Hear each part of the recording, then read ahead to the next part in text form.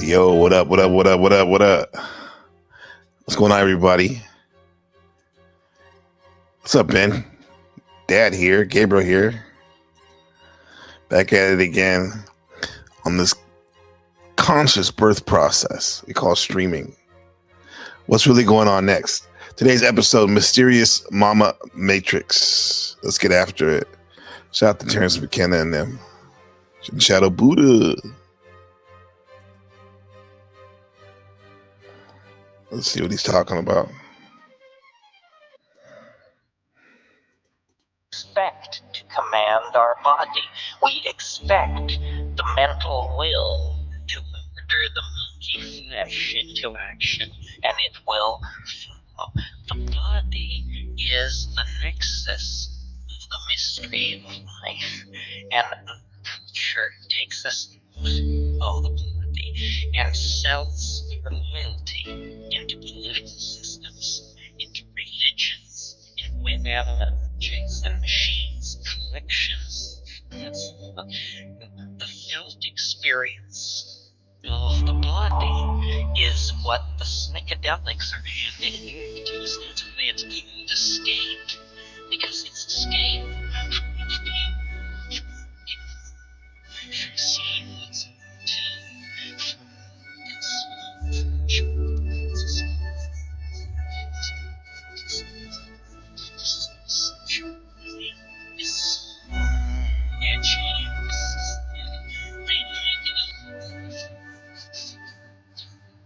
it's the one drug they can't do.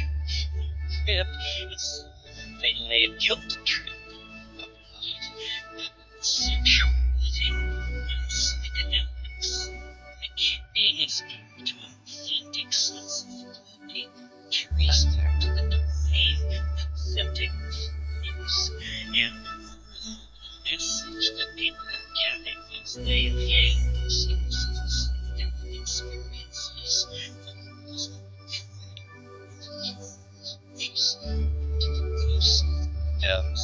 Chaotic civilization. It's a journey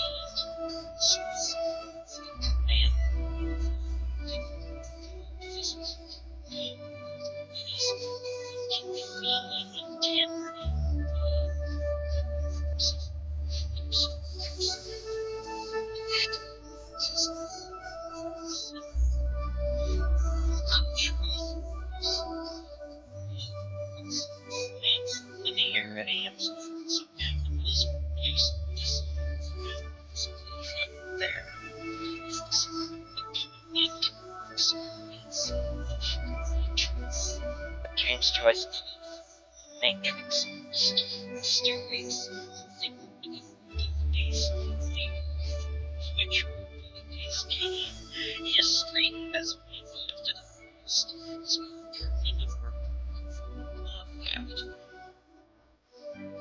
history has failed. Western cultural institutions have become global cultural institutions and show themselves to be carry anyone culture this and disrespecting man because it's like imperative.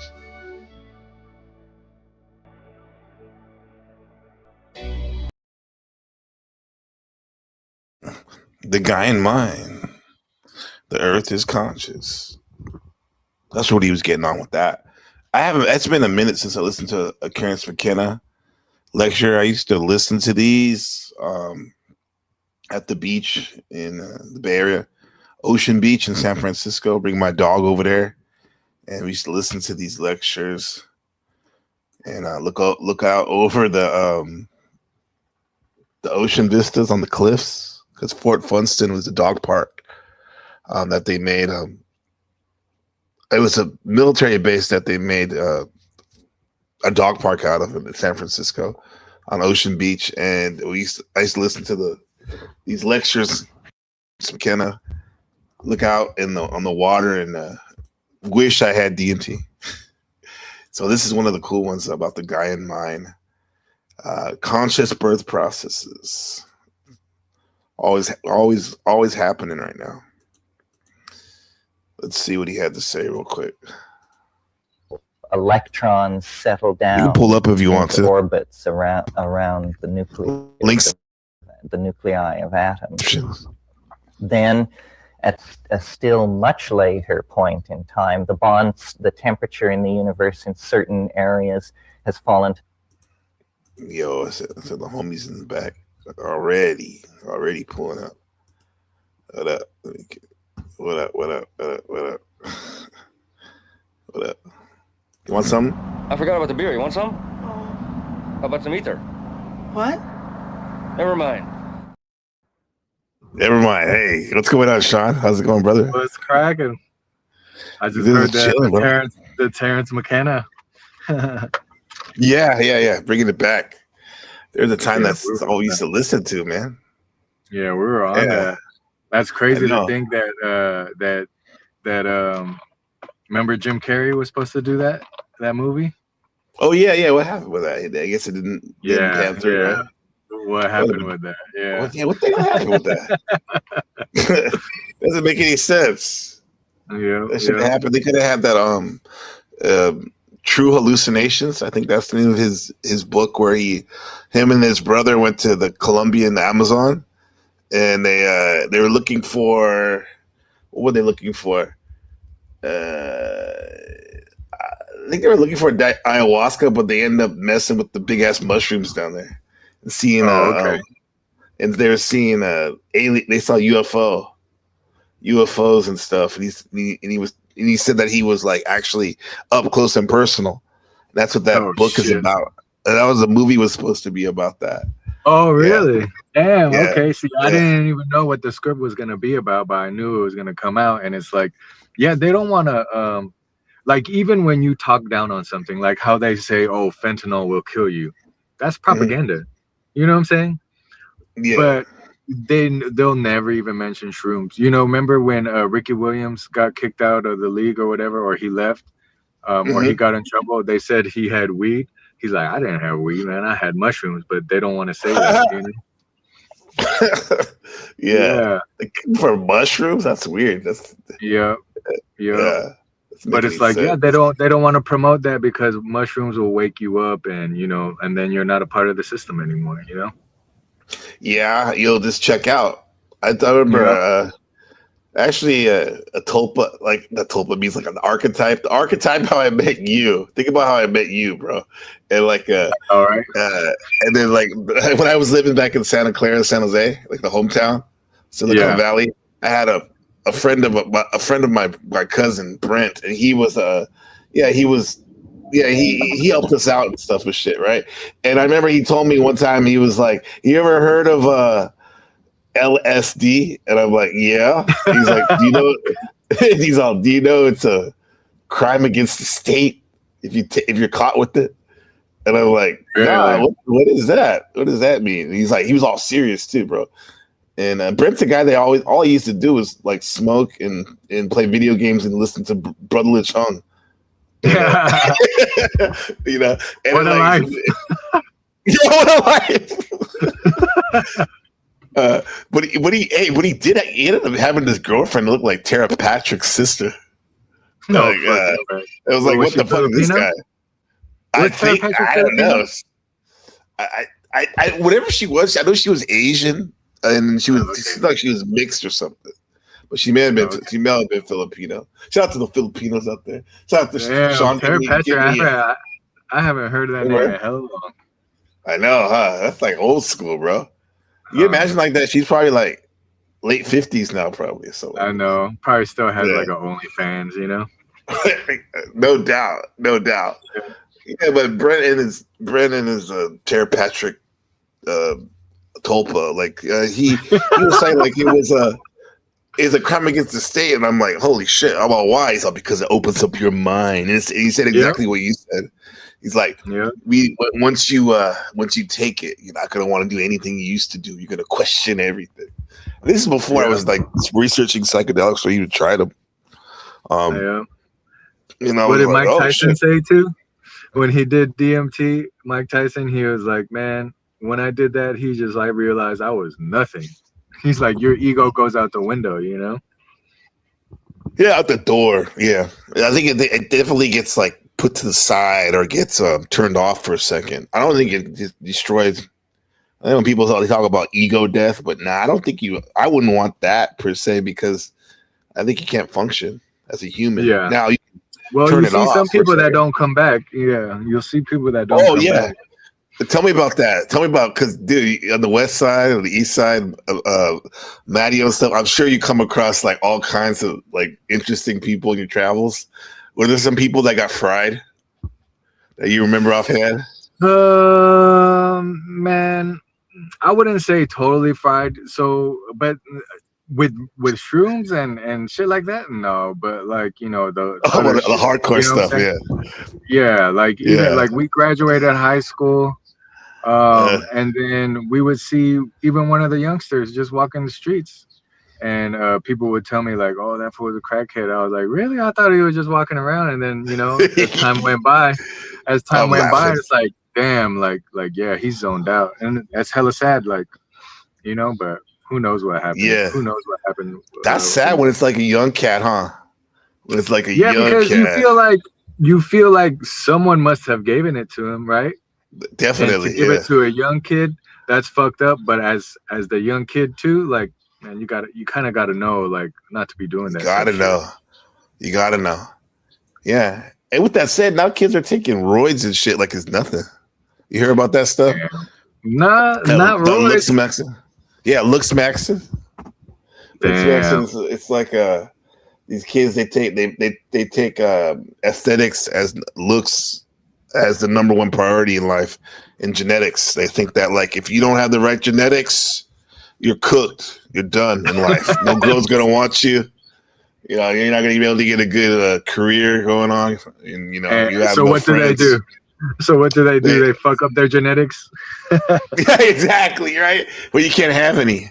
Take some testosterone, some tren, and they shrink your nutsack, right?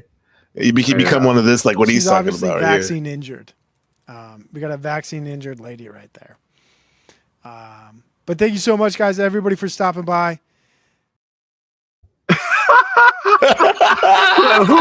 was that? Was that a real news station? No, that's Provo. Provo, he's another streamer in this community. Oh, okay. Yeah. I was about to say, I was like, oh, that made it on the news. Can you imagine? Like, what a fucking savage. Yeah, he sounded like a damn newscaster. Right there. Might as well be. Yeah. Totally unrelated. I'm sorry to go off topic, but it just reminds me. No, I mean, this is all good. This is the Mama Matrix, mysterious Mama Matrix. That's God. That's everything. Go ahead, Shon. I think someone was just on what's that fool's name? Something Piers Morgan. Oh, Piers Morgan. Oh, he cooked his wife, right? He cooked his wife. Yeah, I see that shit. That was wild. His wife. That was his ex-wife, I think. To be fair, Piers Morgan's an interesting person because he's kind of like the go between YouTube stars and streamers and mainstream like cable news or whatever. A lot of the people that are famous. Yeah, and you could tell. Sometimes he'll get enlightened. Oh, like, yeah. I feel like he comes in with an agenda, and then after that, he'll be like, "Oh shit," Right. I might have learned something. You know what I'm saying? Like, yeah, that's good. I respect that, man. People talk a lot of shit about him.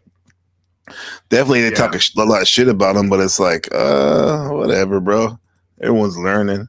But then some people wouldn't even they wouldn't like give him off the hook. They'd be like, he ain't no average person because he's influencing like millions of people. So like you gotta be really careful about what you put out there. I feel bad enough sometimes doing this shit. No, I don't think so. I don't think so. But it seems like a damn network or something, whatever he's on, huh? Yeah. Oh shit! Here it is. Let me see if I can find it. I know this is the kid. Let me see. They got to show it right here. Let me see if they show. Never have I seen Piers Morgan, one of the biggest interviewers, storm out of an interview, but there was a bunch of things. He was like, just end it. As he just walked out of the interview and refused to do it at all. You make yourself look like an idiot every single day when your wife is at home posting pictures that you're out and she wants to get used like a toy by a big black man who's cleaning her car. That was that Black Machiavelli yesterday.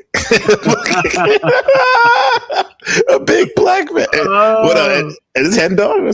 What a wild Frey OT. Y'all niggas, what's up? Who the fuck is this shit? What up, bro? What up, my nigga? But yeah, this guy cooked him already. Look, it's crazy. Gotta rewind that. Look like an idiot every single day when your wife is at home posting pictures that you're out and she wants to get used like a toy by a big black man who's cleaning her car. Is that why you have a problem with me? Is that why you're pushing this homophobic narrative? Because I'm the big black man to shag your wife while you are on holiday. Okay? We can all have a push and a shove, sir. So yeah, HS brings up the various Instagram posts. Yeah. These posts I've seen them before. Look at like his wife was posting this shit. This dude washing her car like this. This is ex-wife. He'd be writing exact. But when she was married, that's wild, right? That's wild. I mean, fuck yeah. Wanted pool boy. Yeah. Made, which are a little bit bizarre. Stuff like taking photos of men from behind, suggesting sort of that she wanted a toy boy wipe his as a way, but she's posting this. You know, we know each other well, huh? Someone on Instagram that makes it a little bit more weird and humiliating. And it's at this point that Piers Morgan. With that said, in the end, you don't know their relationship too. They may be into have some agreement too, right? But it doesn't look good to the normal dude, right? He might like pool boys too. You never know. Oh, you might like it, huh? Or he might sit in the cuck chair, huh? He might sit in the cuck chair. Might like getting pierced too. Pierce Morgan, ew. You got his Pierce Morgan. Hey, my boy said this shit, right? I don't know, but according to Grace, Lalo has a tight rectum.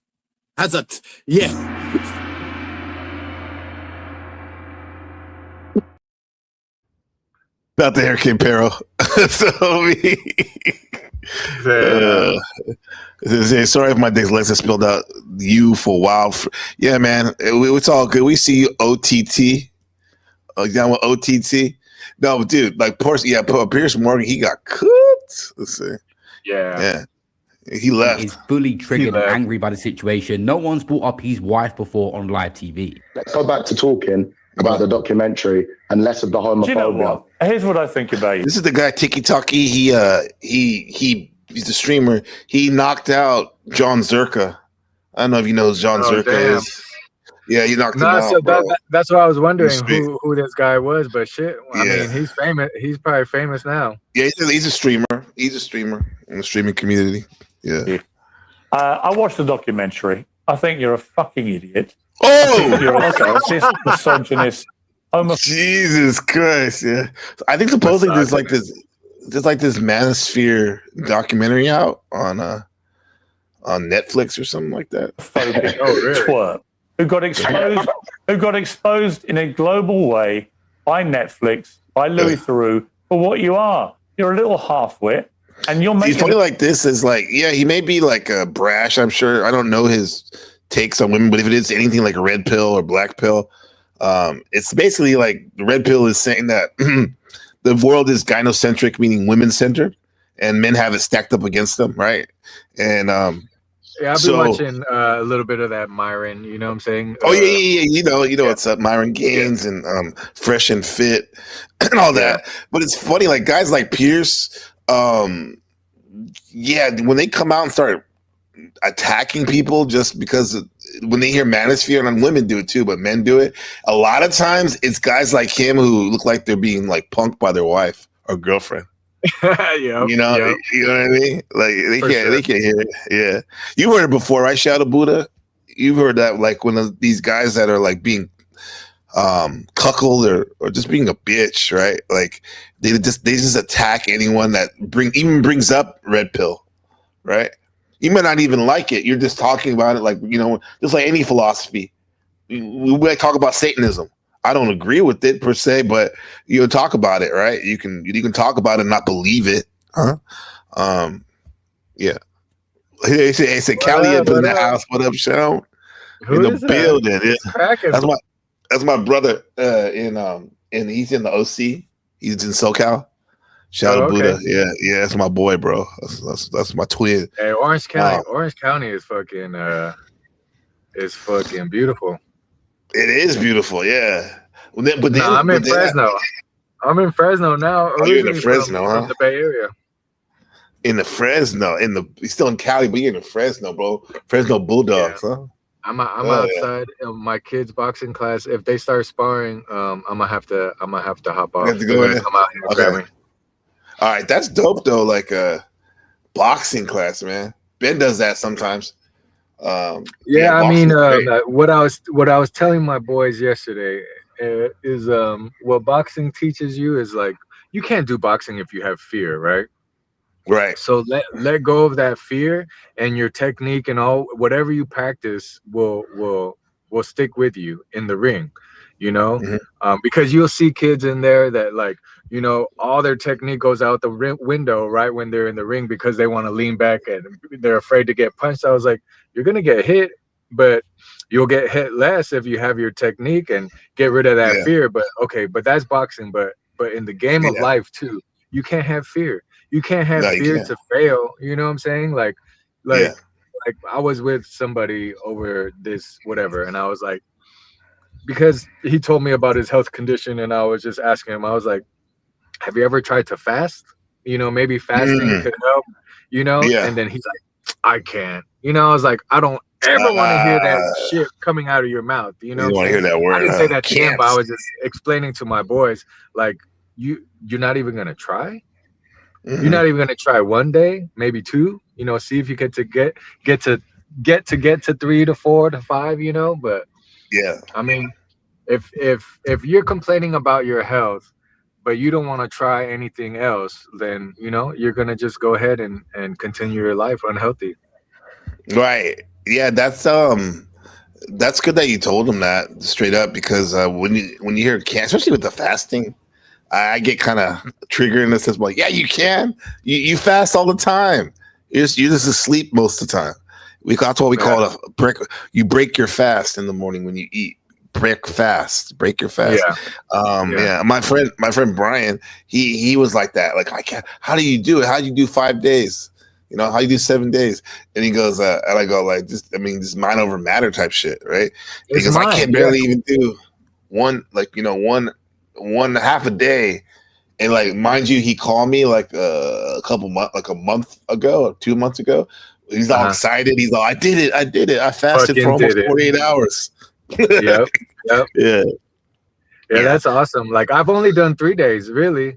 I do want to try 5, maybe sometime this year. But I was doing Ramadan this year. I mean, of course I'm not Muslim, cool. but a lot of my coworkers are Muslim, and you know, I do this shit every year with them since like 2017. I've been doing it every year, and for me, it's just more like what you said. It's just mental. Like, yeah, it is. It's mastery, self mastery, self development, huh? Push yourself. That's dope, bro. Yeah.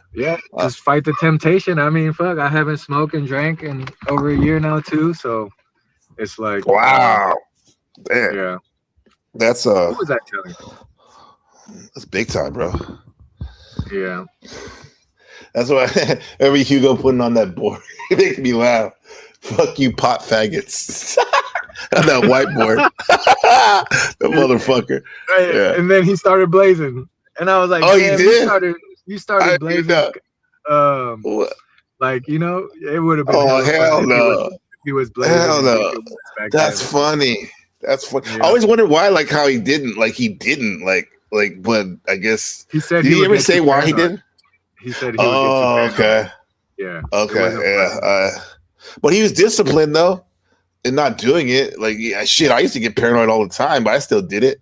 At the beginning, you know. Hey, that's hella funny too, because after the first time I blazed, I like, okay, yeah, you're laughing for that first hour, but then after that, I was kind of like, damn, when is this shit gonna go away? You know what I'm saying? right. But then you still just do it, right? Like, right.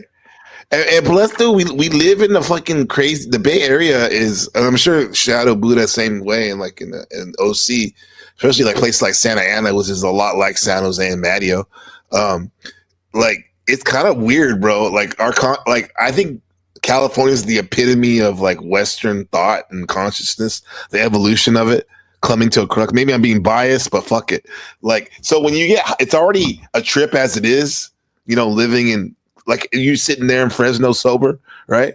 It's fucking crazy. It's a crazy place and a great place. So then when you're high, it's like, holy shit, it's even more spectacular, but also you can be paranoid too, because it makes you think it's like, we're at the pinnacle of awareness, consciousness, and as it is, being alive is weird enough, right?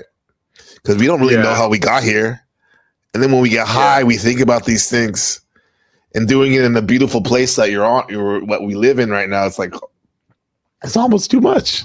Almost too much, yeah. And I feel like that's why it got a pass. Like how we were saying that they won't even promote mushrooms and shit like that. Back in the day, marijuana was like the same thing. They'll tell you it's like, you know, you fucking become a weirdo and shit. But down the line, they're passing. Now it's like smoking weed is like chewing gum, especially in the Bay Area. You know? Yeah, it's the culture. It's the culture. That's why it was hard for me to stop. That's what I held on to the longest time up here. It was hard. Even the last few times I would do it, I didn't like it. You know, the last few times, and I was like, I just feel guilty. But why do I keep doing it? You know, you had to remind yourself. It's just like what you were saying, that temptation. Like, got to get rid of that temptation, and then you'll feel better about yourself. Yeah, I had to move, and I had to move to another country. You were saying, but even then, you said you missed it. I still missed it. Yeah, I still missed it. Yeah, because there's a will, there's a way. That shit's probably everywhere in the world. Even some places you would never think.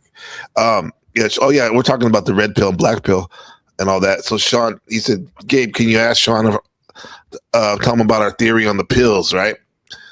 Because I don't know if you heard of black pill and red pill stuff, right? I don't know if you heard about that. I've heard of red pill and blue pill. So black pill. So that to me. So red pill, blue pill. Like take the blue pill, you're normie, right? You're like, and in a way, to me, it's like it's actually being a kind person and just being like a nice person. But nice also means ignorant too. But we need to be nice sometimes and humble, right? In life. So there's a difference of being kind and nice, right? Who are you gonna be? You're gonna be nice and not tell your friend that he has fucking food in his teeth, or you're gonna be kind and be like, hey man, you got some food in your teeth. That's a higher octave of the blue. Being kind, right? That's just nice, right? Awareness, nice kindness, awareness. Yes, I like that. Yeah, and that's what I think most of us grew up like that, especially if we were on our moms a lot and stuff. It taught us that, right? But then if you're nice all the time, some of these women, especially nowadays with all the options they have on social media and stuff, they'll tell you apart.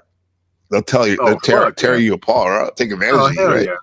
Yeah. Oh hell yeah. So you can't be blue pilled all the time, but it helps. But there are times when you can be, and this is what our theory is. Like, because some people say like I'm only black pill, I'm only red pill, or I'm no pill. Well, I think we use pills when we're sick, right? When we need help with something. And there's certain time to use it, and there's certain times to use these things. Yeah, and like I said, I'll be watching less lately. Myron, or I know of them, and sometimes when I watch it, it's like, okay, like calm down, like I agree with what you're saying, but you don't have to be that aggressive. You know what I'm saying? Yeah, he's pretty aggressive. That's a woman you're talking to. Like, obviously, the women there are sometimes it's like dunking on them. But even then, some of them that are not aggressive, then they be shitting on them, and it's like, I know it's probably for show. It's for show, but sometimes a little too far. It's brutal. It's to prove a point, because some guys need to be that wake up call. They need that. They need that wake up call. But other times it's like these girls don't know what you know, Myron, about this stuff. I mean, he's studied it. But then on the flip side, there's gonna be some kids that watch that thinking that they could talk like that to anyone. And they have. You know what I'm saying? And they have. And it's like They've done it at school, in junior high and high school. There's been stories about it. They'd be like, that's what Andrew Tate shit too. I mean, because everyone's made the rounds on that show. Everyone that's for sure. The masculine manosphere stuff. So our take on this this pill evolution, I call it pillology, is you take the black pill. The black pill is like the extreme version of the red pill. You know, the red pill is recognizing there's a problem. So here it is. So the black pill would be like self-awareness, right? Normally, traditionally, black pill people, they think that they're kind of like where the incels came from. They are where the incels came from, where they realize how that looks is very important in life, right? Status is very important, and money, right? All those three things are very important, right? So it's good. It's good to have that self-awareness about yourself. Do I have these things, or what do I need to get better at, right? I mean, you can't really do anything about your genetics, right? Except maybe grow some muscles. That's good, right? And have better hygiene. That's good. In a sense. Yeah. I mean, it's natural selection, right? Natural selection, yeah. So I think black pill it's a good, but some of it gets a bad rap because some of those black pillars, they take it to the extremes and they give up. And they say like stuff like it's over, when in fact they never even started. They never even got in the game yet. You know what I mean? That's what I'm saying. That when my boy was like, "Man, I can't even do that." I was like, "You didn't even try." You know, like you didn't even try, bro. You didn't even try. You didn't even get in the game, bro. Yeah. I mean, he's aware that it's hard for him or whatever, but it's not the end. Now, the red pill would be the second part of it. Well, first of all, I'll say about the black pill. Look, they also talk about height maxing. Your height. Right? The people are getting surgery now, Sean. They're getting lengthening surgery. The most I'll do is just wear some Air Maxes. That's it. Just get some Air Maxes, man. If you're going out with Lady B, you'll have the Balenciaga or Wick Owens. If she's wearing the high heels, then I'll put on some Maxes. Yeah, but you're already hype maxing already because you're already over like 6 feet, 6'1", so you're good. So, but status is good too because, and it doesn't mean to be like you have to be like we watched the Oscars yesterday, Rebecca and I. That was fun to watch. Really? Yeah, it's fun. To me, it's fun because like once I realized it's a game. You're looking at it at a different perspective, yeah. Yeah. It's what's coming from someone who's actually put on some award shows. Like I've actually done that online. Who was the host? It was Conan O'Brien. Conan, I love Conan. He did great. He was awesome because I mean, nobody will beat Ricky Gervais. When he roasted all the. I think that was actually the Golden Globes where he did the famous roast, where he roasted all of them, called them pedophiles and all that. Like, he was good. That was good. He's probably like the most based monologue. However, and Chris Rock is good. Yeah, they were mad. Yeah, but I would say that in terms of a fun time and not non-threatening, Conan was awesome. Conan, he's a good dude, and he's funny too. He was funny too. Yeah. So it was a good award show. And I always like. Yeah, you can watch it. I don't know if you have Hulu or Disney. Streaming service. I'm sure I could find all the clips on YouTube and shit. Yeah. Hey, starting next year, bro, it's gonna be exclusively on YouTube. Oscars.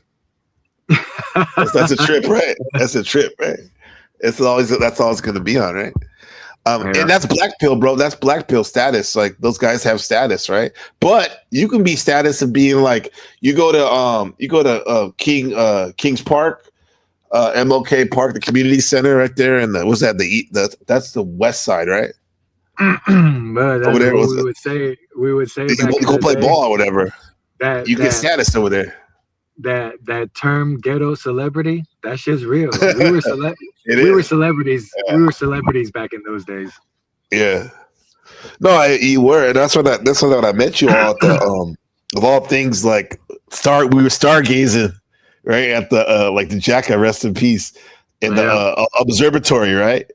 Like y'all were just kicking back like you own the place. Jacka has that one line, man. Something like that where you know where he's from, he's the fucking man, but out there he ain't nobody, you know?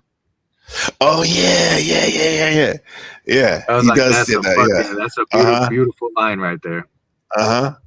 Yeah. He did say that, and then he has that song "Staring at Stars" too. He has that one too. Remember that "Staring at Stars"? And then we got the team who said "Staring at a Stunner," that stargazer. Yeah, team is famous, but the Jacka is one of the most introspective rappers, definitely Bay Area rappers I ever listened to, bro. Yeah. Shout out to Shon and them for putting me on to the Mob.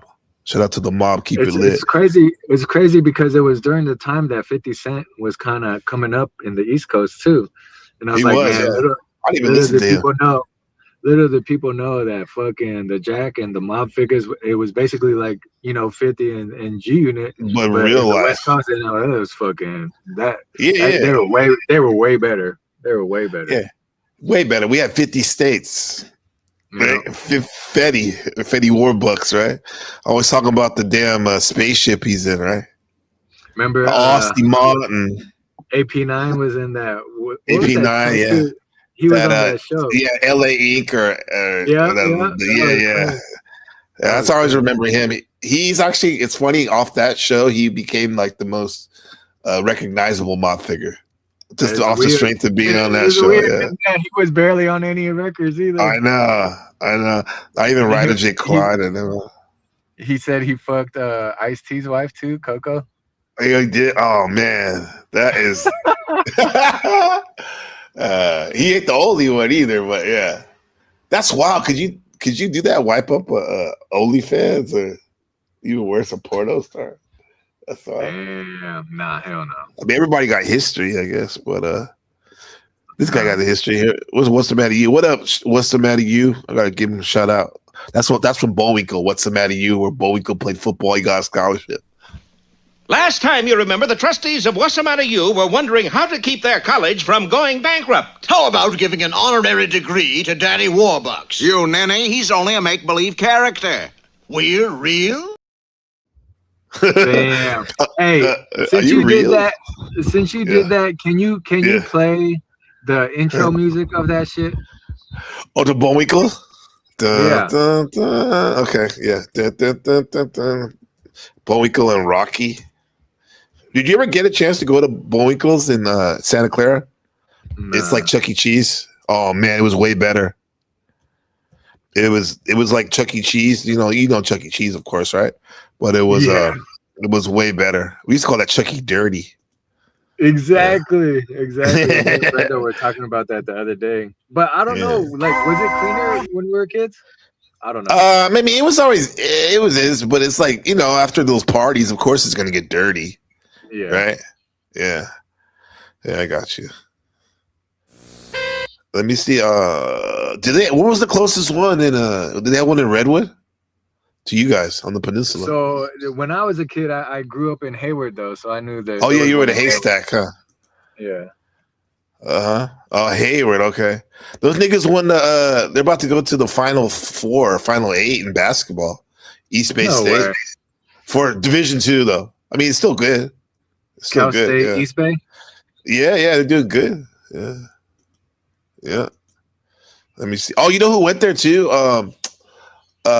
His parents did. Ryan Coolidge, the guy that directed Sinners and won all the awards and stuff. Oh, I heard about that. I heard that he won hella awards, or Sinners won the awards. He sounds total Bay Area, Oakland, the way he talks and shit. It's funny. There you go. From Shon.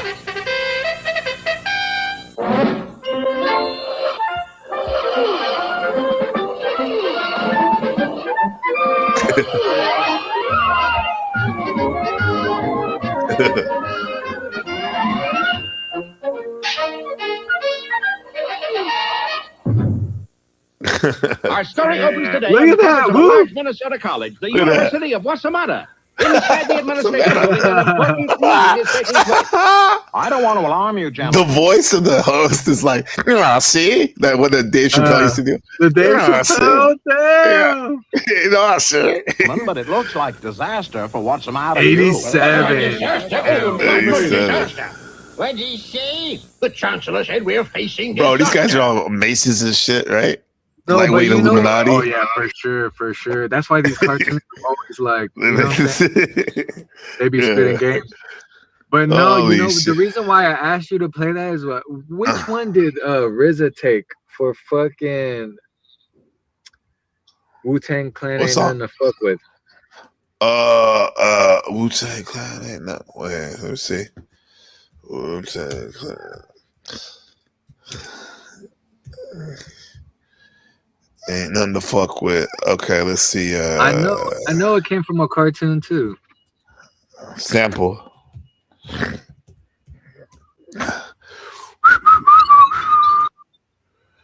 Wait,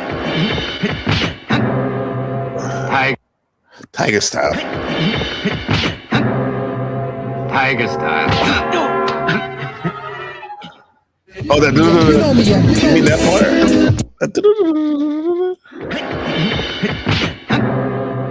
Tiger Style. I think if you play it all the way through, it'll show where you got it.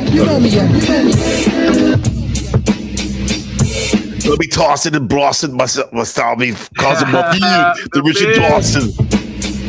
Hey, to me, you were the Jizza for the group. I think you were the Jizza for sure. I guess I could be old dirty bastard. No need to fear. Underdog is here. Underdog. Oh, underdog. That's what it was. Okay. Oh shit. Oh wait. Okay, I didn't know that. See, I didn't even know that. So let's see. Underdog.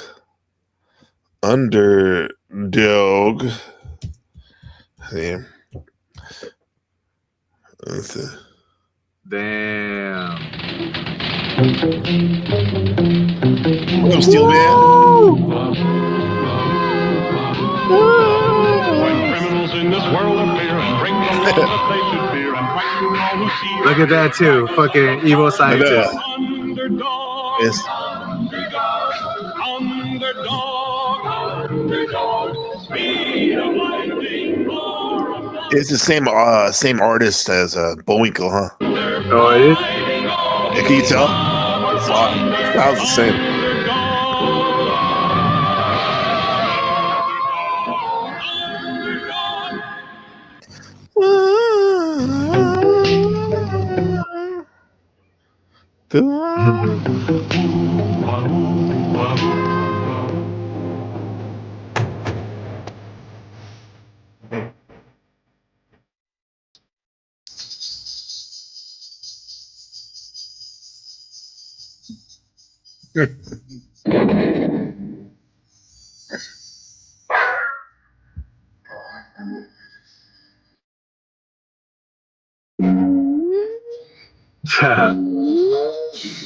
Did you watch the show Wu-Tang? Is that how you deciphered that? Didn't they have a show that was pretty popular? Like sometimes I follow these fools on Facebook, so my algorithm, it'll show me like hella samples and shit, and that was one of them. These fools be breaking it down. There's even websites where you look up songs, and it'll give you links to all the other songs they sample from. Yeah. One of my favorite ones was this what we call it the Group Home. Group Home, the group, I don't know, Group Home samples. Like this motherfucker has some crazy samples. Watch this shit. Let me see. Here we go.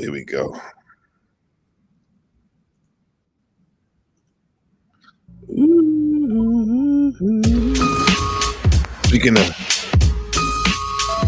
perfect songs, Machine Lines has what's up on this shit. Fucking love those drums. I forgot about the beer. You want some? How about some ether? What? Never mind. Never mind. Hey, what's up? What's up, TML? What's up, my brother? How's it going, bro? Yo, can you hear me? Yeah, I can hear you. Yep. How's it going, man? Yeah. How's it going, brother? The little circle won't light up and shit. Here, hold on. But we can hear you though. Yeah, it's faint. I can see it, but you sound clear. Yeah. Hey, play one of my samples. You can find it. Type in Circle Jerks Crew. You know how we spell it with a K and a Z. Okay, yeah. I'll get that. Let me just show you this real quick. Because Machine knows what's up on the group home, huh? Oh yeah, right, Machine. Yeah, oh, absolutely. yeah. Group home. Lil Dap. Lil Dap, yeah. And the Nutcracker. Holy shit! Oh, by the way, how's your Ramadan? Oh, it's over. It's so over. I finally had Yeah. time to call in. And I know you've been doing these shows. I haven't had a minute. Okay, you can listen. I've been like, "Where's Machine?" I know what he's doing is fast, man. Yeah. Where are you at? I'm around Detroit. Yeah, so. Oh, okay, yeah. So the sunset already here. I'm waiting. I got like another 40 minutes. You 40 minutes. Huh? No water even, huh? No water. Yeah. Yeah. Machine dude, like Shon, he's like Kendrick Soul probably because he's a definitely hip hop head, bro. Big time hip hop head, bro. Yeah. So yeah, I want to play your beat in a second, but check out some of these beats right here, guy. Yeah. Danger. I'm real frustrated with so much anger. Express myself violently. That's how I think. Where do you get that from? Back, I'm hitting harder than a fucking tank. I just clock my G's and keep stepping. I'm getting respect for the damage I be wrecking. The Nutcracker and I have no. There you go, Machine. Nutcracker. That's how it is for the kids. Nutcracker. Yeah, they had this one track called "Words from the Nutcracker." The beat on that one was off the chain, dude. It has to be Words like one of the Nutcracker. greatest. Yeah, "Words from the Nutcracker." Okay, I gotta peep that. Oh, that's that. Yeah. My life story fucked up. Mom kicked me out the house. Now I'm the man. Yeah. I think my favorite one though is this Spanish one he did right here. Let me see if I can find it. And you can't touch it. That was cool too. Wait, let me see. All these are fucking great. Where's the one? My niggas I never see again. 360 degrees. 95 is yours. 1,000 is mine. You gotta post this link in the chat. Okay. I'm off to this going back home. I got you. 2000 is mine.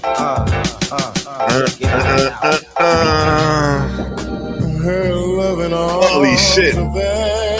Isaac Hayes. Hot butter soul. Yep. There you go, Shon. Yeah.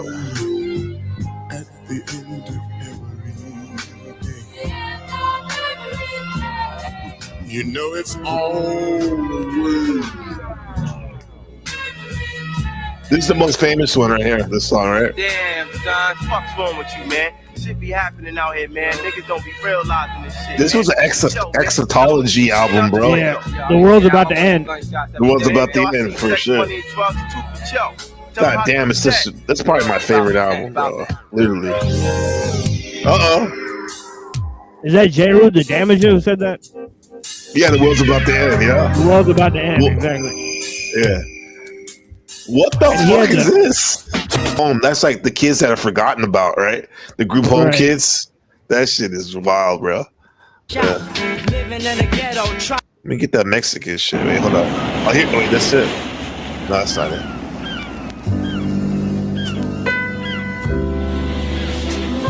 Oh, you got some jazz on there. Yeah, Ghoul is Jazzmatazz. It's like some of the shit, dude.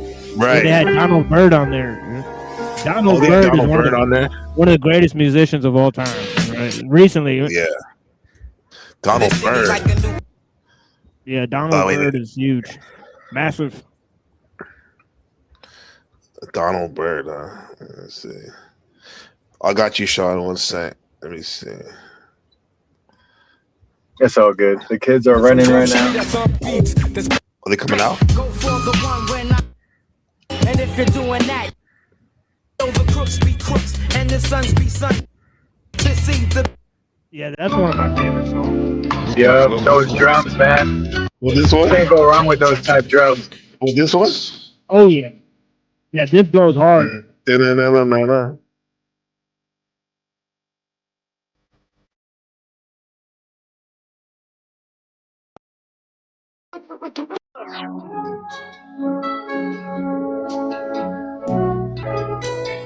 Another Isaac Hayes.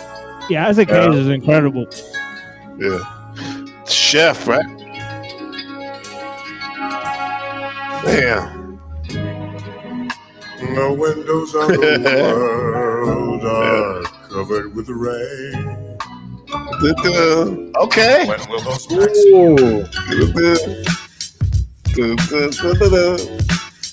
I'm like a Black Panther all up in your dreams. Yo, I be a Black Panther, all in your Hey, DJ Premier's still doing it too. He came out with an album with Nas, right?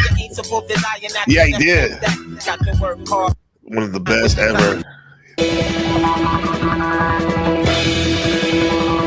God damn.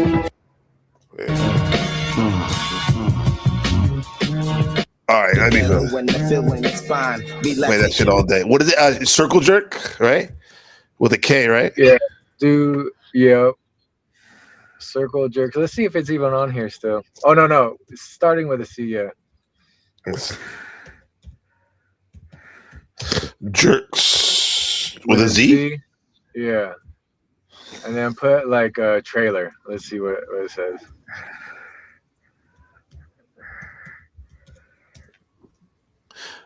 Oh yeah, okay, this is it. Yeah, that one.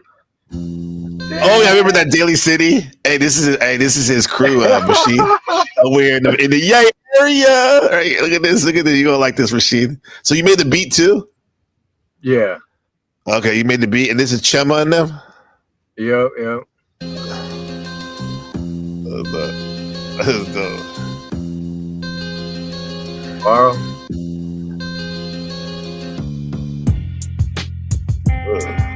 That's dope. That definitely sounds like Sons of Man, Wu-Tang and shit. Like Oh yeah, RZA, a big influence. RZA, yeah.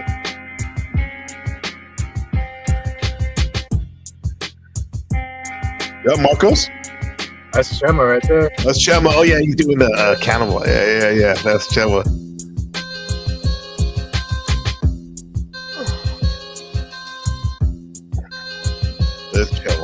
That's Chema. Okay. Wow. Damn. Who the fuck was that? My boy Tonkai. This is Chris. Remember Chris? I remember Chris, yeah. It's Chema. And that's TSM? That was in Seattle. Was it in Seattle?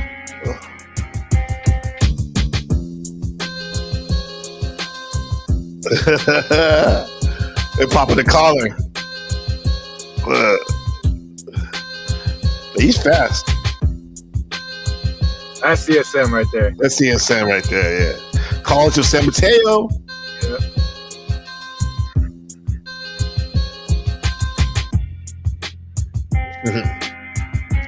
Did you go make that? The video? I made that video, but he made that video.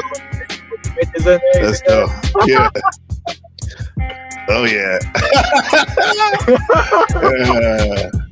Oh yeah.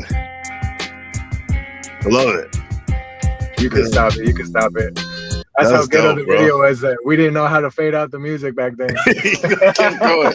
Keep the party going. Keep the party going. Yeah. That was dope, bro. Yeah, that's super dope. Yeah. God damn. Yeah. We're talking about so Machine, what's really going on, man? This shit's wild out here, man.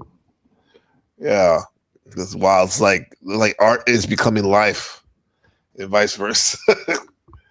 Yeah, I mean, I think the scientific age is like they're trying to maximize eros and logos. So eros and logos is maxed out into art and science. So like it's just art and science. Basically, the exploration of the modern. Where it's knowledge for the sake of knowledge and art for the sake of art. where these, ideas really didn't come into the frame until the modern, ideas took, like the frame, because it's like, like before, all the art and the knowledge is tied to the culture, right? So this is one thing, I was explaining. It's like, it's like we're living post the creation of a monoculture, right? Where, yeah, man. Like, go ahead. Like I was gonna say, like, because like I don't know if you can link this up to. I was studying some stuff about Zoroastrianism and how that was the right. Like that used to be the thing. Gave like birth to everything. Yeah, they gave birth to all these other right. things. That used to be the monoculture back in the day. Yeah. It was like you could fit all the ideas within Zoroastrianism, like the pagan ideas. Yes. Like it maxed out the pagan ideas. It maxed out, the ideas about angels and stuff. About emanation and philosophy, about dualism. That everything's made of fire. Monism. Zervan. And that's what they call God, right? A monad. That's what they refer to God as, a monad. It's like they maxed out all differences within that one, frame. Right. Yeah. So and that's funny. You started with Terrence McKenna, because remember his whole thing is like, culture is not your friend. Right. Yes. Yeah.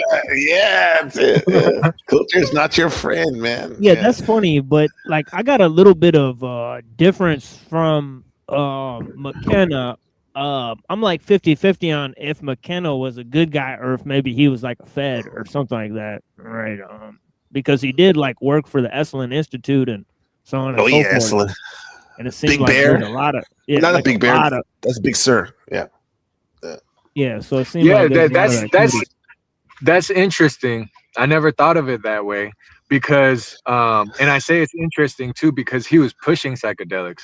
And remember, psychedelics was kind of like the tool for MK Ultra.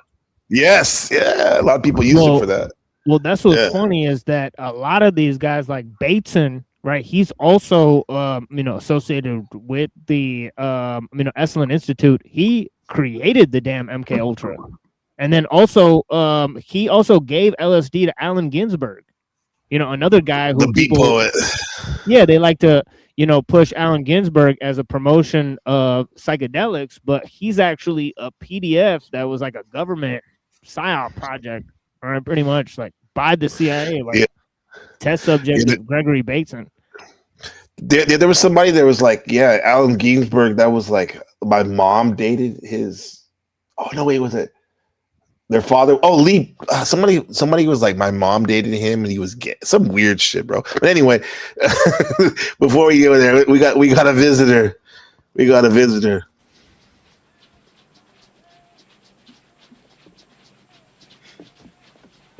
Dylan, you son of a bitch.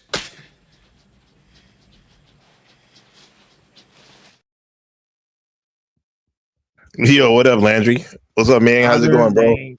What's up, man? I saw it was MM, so I was like, I got to get up here. MM. Yeah, Mysterious Mama Matrix. You're MML. Oh, you're Eminem? Well, no, the first part is MM, so I'm just, MM. No LA today, but MM. Yeah, we're going deep, so deep, like snow. Dallas. Speaking of Dallas and psychedelics and stuff, that was a big hub for psychedelics with ecstasy. Did you know that, Landry? Yeah. That was like where. Do we talk about that?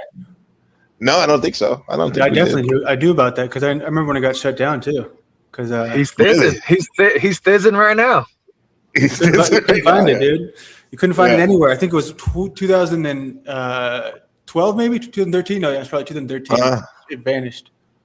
Yeah, because it just vanished. Not that many people were fucking with it. That's crazy. Yeah, the big guy got popped because then all of a sudden I ended up buying mints on accident. Mints, yeah. Dude, so you used to fuck with that shit. I mean, I was like, what would I be in that year? It's still in high school, so yeah. Yeah. Probably why I dropped out. I can see that. Man. I remember one time I saw my boy Alan at Santa Clara University. He had like it looked like he had like one of those gallon-sized bags, and it was all pills. I'm like, what are you doing, Alan? He's like, I'm just, living life. Yeah, I mean, he was selling it too, but like, yeah, but no, but the psychiatrists and psychologists used to use it in Dallas. That's where it got started, and then I heard that it filtered out into the rave scene down there too, like in the late '90s and all that, in the mid to late '90s and whatnot. Yeah, I believe it, man. that's what. Yeah, yeah. Probably big money for anyone who can pull that off. Who knows how much? Big time for a giant thing of like 600 or whatever quantity you come in, and then if it's 10 a piece, making like mad money. Yeah. How does it make you feel? Because I never really used it before. I supposedly I had some in a punch before at a wedding, but like I don't know. Like, how does it make you feel? Who did that to a wedding? Like as a joke or like? Yeah, that's a cracker wedding. That's wacky, dude. My hippie cohort in college, Travis, he married. Now check this out. He married this French girl for some visa purposes, on a green card for a green card shit, and then like supposedly that was in the punch, and I did feel a little different. After that, yeah. But yeah. I just say it's like hyper emotions, right? Like you feel like a woman, like for sure. You're just like, oh my god, I like love this, I love that. That's what a lot of gay dudes do, I think. What? When you never did that? Nope. Hey, have you guys heard of Big Homie CC? That sounds familiar. Who is that? So he was a bodyguard for Puff Daddy and shit like that, and that's what they would do, right? Yeah. That Tunchi shit. What is Tunchi again? It's ecstasy and cocaine. But he was like, he's like, yes. Everybody that I know that have fucked with that shit, like on the daily, they turn gay. They at least fuck with a trans fool, That's what I'm saying. Dude. Or they at least convinced their girlfriend to do anal that night. Damn, that's what the homie would say all the time. He said like that's one step. If you're fucking around with the butthole like that, that's one step to being like on the other side. It is weird. It is weird. Like people are so they get so bored so quick with things. People are they take things for granted, right? They got a perfectly fine hole and they got to just I want something different. Right. It's like God did not make that for that. I mean, sorry, I sound very judgmental right now. Sorry. It's okay, man. It's a bunch of Scorpios and shit here, and Sagittarius and Libras. We can do that shit like fucking judgmental, right? I think that's what it is though. Like speaking of Puff Daddy and like people getting bored, it's like the guy just gets bored. He can like have anybody, any woman, so he starts doing that. But it's like, come on, bro. Like you said, you're not satisfied. When is that? But with that said, though, those tendencies must have been in him already. Yeah, I guess. Or he had something else in him, and that's what made him do that shit. Yeah, that was good. Yeah, lasagna max it. Was like, oh, that's it.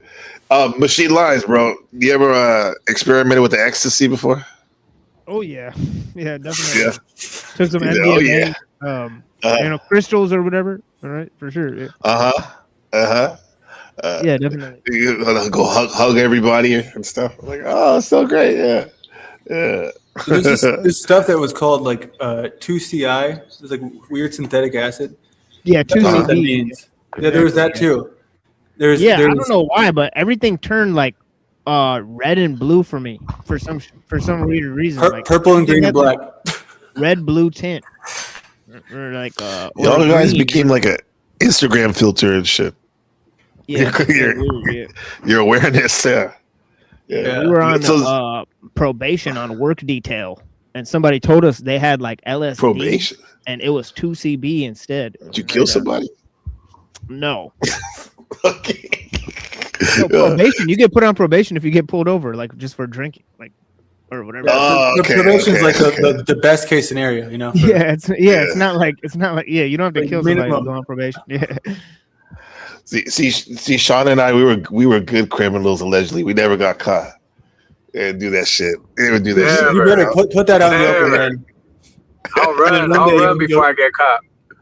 Yeah. That's fine. Yeah, you gotta be fast. But I'll tell you what, you'll never get probation for fucking killing somebody. Yeah, exactly. Yeah, probably not. Yeah. Landry, you're gonna jinx us now. You're like, you No, say you that are, now. dude. You're the one who just said that you know, I've never been in trouble. That's the kind of shit people say the night they get arrested. You know what I mean? Shut up. I've never been in trouble, dude. I'm gonna stay home. I'm not gonna go to work today. You hear a knock on your door. 5, 4, Fuck that. 3, 2. Fuck that. Yeah, I took most of the drugs. The only drugs All right, I didn't bye. take is peyote or mescaline. That's the only one I really didn't try. Peyote. All the rest Damn. of them I tried. Yeah. Yeah. Is there a reason why you haven't tried that yet? Yeah, it just like never showed up really. You know, I think That's what I was I think wondering. it might had not be access that to it. prominent on the East Coast or something like that. I don't know. Yeah. Well, shit, I know some. Yeah, man, we'll talk, bro. Mystery Ozo probably could hook that shit up for sure. Yeah, he's in what's he in UMass, Massachusetts and shit. Yeah, Joe, that's the thing, bro. I see all these people talking about Don Juan. We got Frank Monday, Carlos Castaneda. Who else? Twilight, the homie Twilight. Those peyote buttons, bro. They be putting you on another level, huh? Seems like some different. Do you think that the drugs are just they have different personalities to them? Oh yeah. Like what you're hitting up. I remember Rupert Sheldrake would say like it's a different morphogenetic field or whatever. And McKenna said something, for example, like a newer drug like Special K, ketamine. It's like more like because it's so new. It's like a big office building. He would seem like with like cabinets, empty cabinets and rooms and stuff that are waiting to be filled. That just goes on and on and on and on. Whereas like acid or like morning glory seeds and stuff like that, and even acid, he said it had that Mesoamerican like Mayan feel to it and stuff. Yeah, really interesting. Yeah. Yes. But good talking to you. I'm about to hop off. Good All shit, right, bro. Dave. I Good see. shit, Machine. Appreciate you, I'll see bro. you on the next one. Yeah, blessings. Yeah, Sure. thank you. You got the hieroglyphics right there. Right there. exactly. Shout out to Shon and them, bro. Good people, man. That's my brother, man. Yeah, area. And Machine, you were right. It was Clint Eastwood when I saw the gorillas on SNL. When you were like, oh, they must be singing yeah, Clint Eastwood, right? Yeah. And then Dell was wearing the shirt, the holographic shirt. So yeah, man. Yeah, it's been like over 20 years that song has been released. So I think it's like they're just finally getting acknowledged for the album they made or something like that. Yeah. So, you know, which is gonna be with a lot of shit like like Portishead and all this stuff. Oh, Portishead, yes. Yeah, it's gonna become like a cultural icon, whereas like 20 years ago, like nobody knew about it, and so on and so forth. Yeah. And also too with the gorillas, their animation it just stands out even more so now because of all the proliferation of Pixar type animation. You know, the two-dimensional art, old school cartoon is nice with saturated colors that they use. Like I don't know if you've seen that new video with it shows the mountain in India. Have you seen that video of theirs? No. You gotta check it out. Yeah, I don't want to show it right here because it's probably heavily copyrighted, but it's a trip, bro. It's a trip. Who we got here? Let me see. Yeah, we got Terrence McKenna. He was just about to get into talking about Pierre Desjardins. Stars have cooked out a more complex species of molecules, carbon, and suddenly very complex structures can arise. And he's doing it. Sounds like he's doing his time wave zero spiel, huh? Yeah, well, that's the thing is that if you look at really these ideas, they have a huge culmination like within the 1800s. And of course, Uh-huh. in one of his talks, he's trying to say how he takes like this idea from Alfred Russell Wallace instead of Darwin, right? That nature is creative in the process of evolution, right? So then this ties into Teilhard de Chardin, because his whole idea is that evolution has a purpose, right, within the sort of eschatological scheme, right? So what does Desjardins think the purpose is? Well, I think it's like unity with God or something like that. See, he's a Jesuit Christian, right? So with McKenna, it wouldn't necessarily be unity with God. He's sort of like more like a Gnostic, right? So he thinks it's like we're gonna like transcend this particular stage, like like everybody's gonna be creating at the same time or something like that. Like there's like the novelty, the novelty will reach like such a high like level, fever pitch. Yeah, a high level that it'll cause a gigantic paradigm shift, right? And perspective and so on and so forth.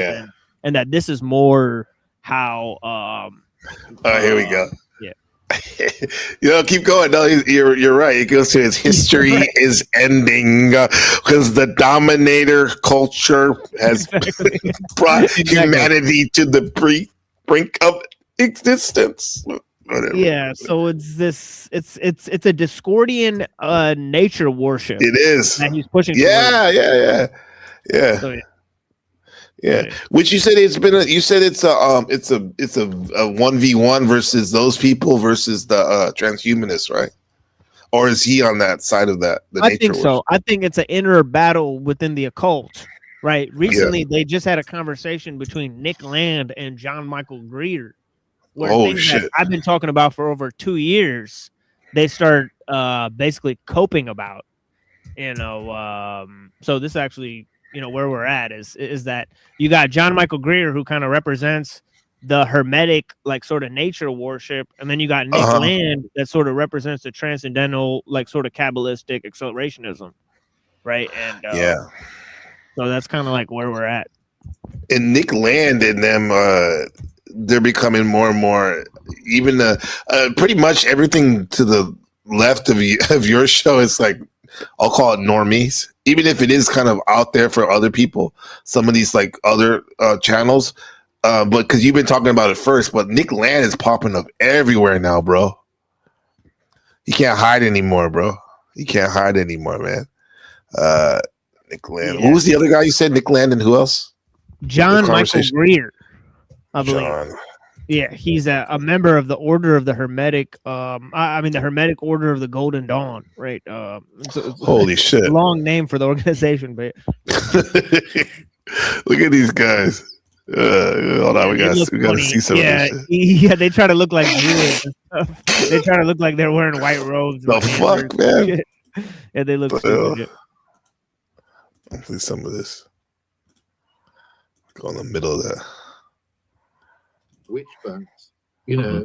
I'm not trying to caricature what you're saying, but it's like this potential for persecution. That, obviously the first wave of witch TBT, hope you're feeling better. Exactly where you identify that in terms of religious orientation, but it's clearly. Would you say Nick Land's a man of God? And I'm assuming that is the more. I think they'll admit that they want to like summon Cthulhu through hyperstition.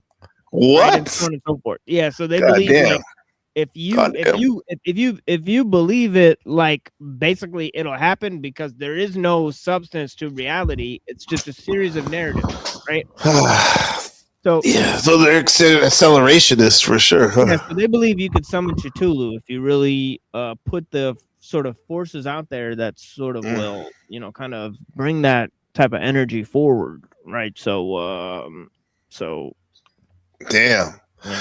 I get the same lines of some of the theories about the God particle smashing machine, right? The accelerator, right? Opening portals, like that.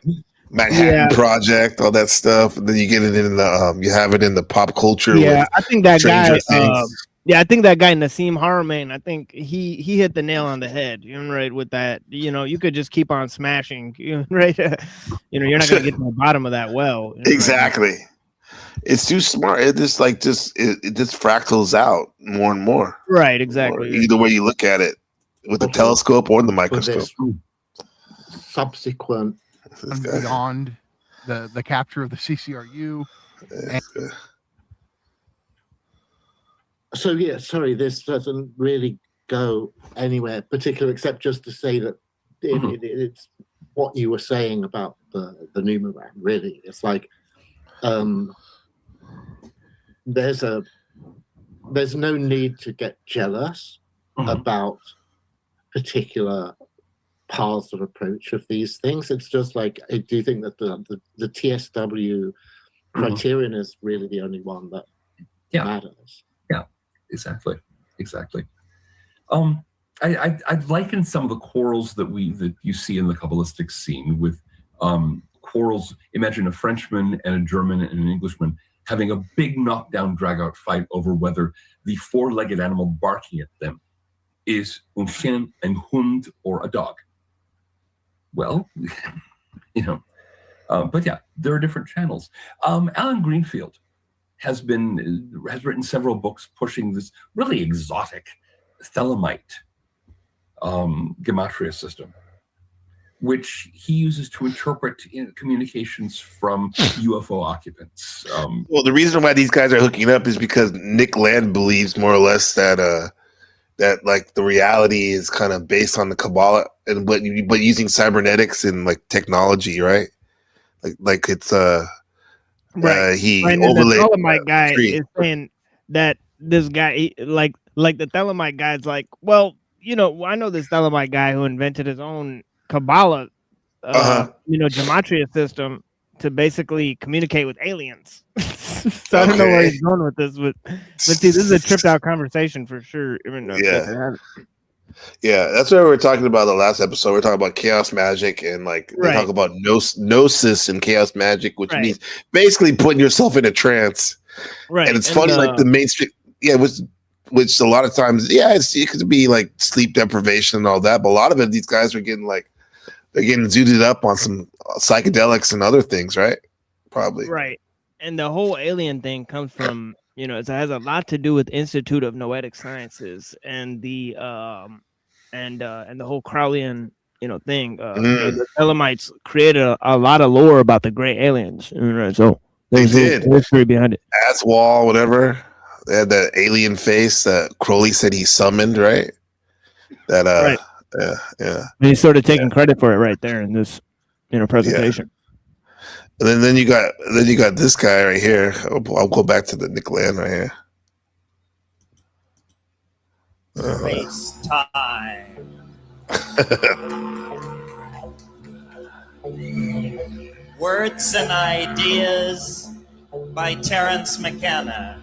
Yeah, this is sort of he sort of copied off of How to Control Your Brain. Rap 1. Yeah. By Timothy Leary, right? Timothy Leary, yeah. Yeah. And that one's way better because it's got like it's less like rave culture oriented and it's more just techno.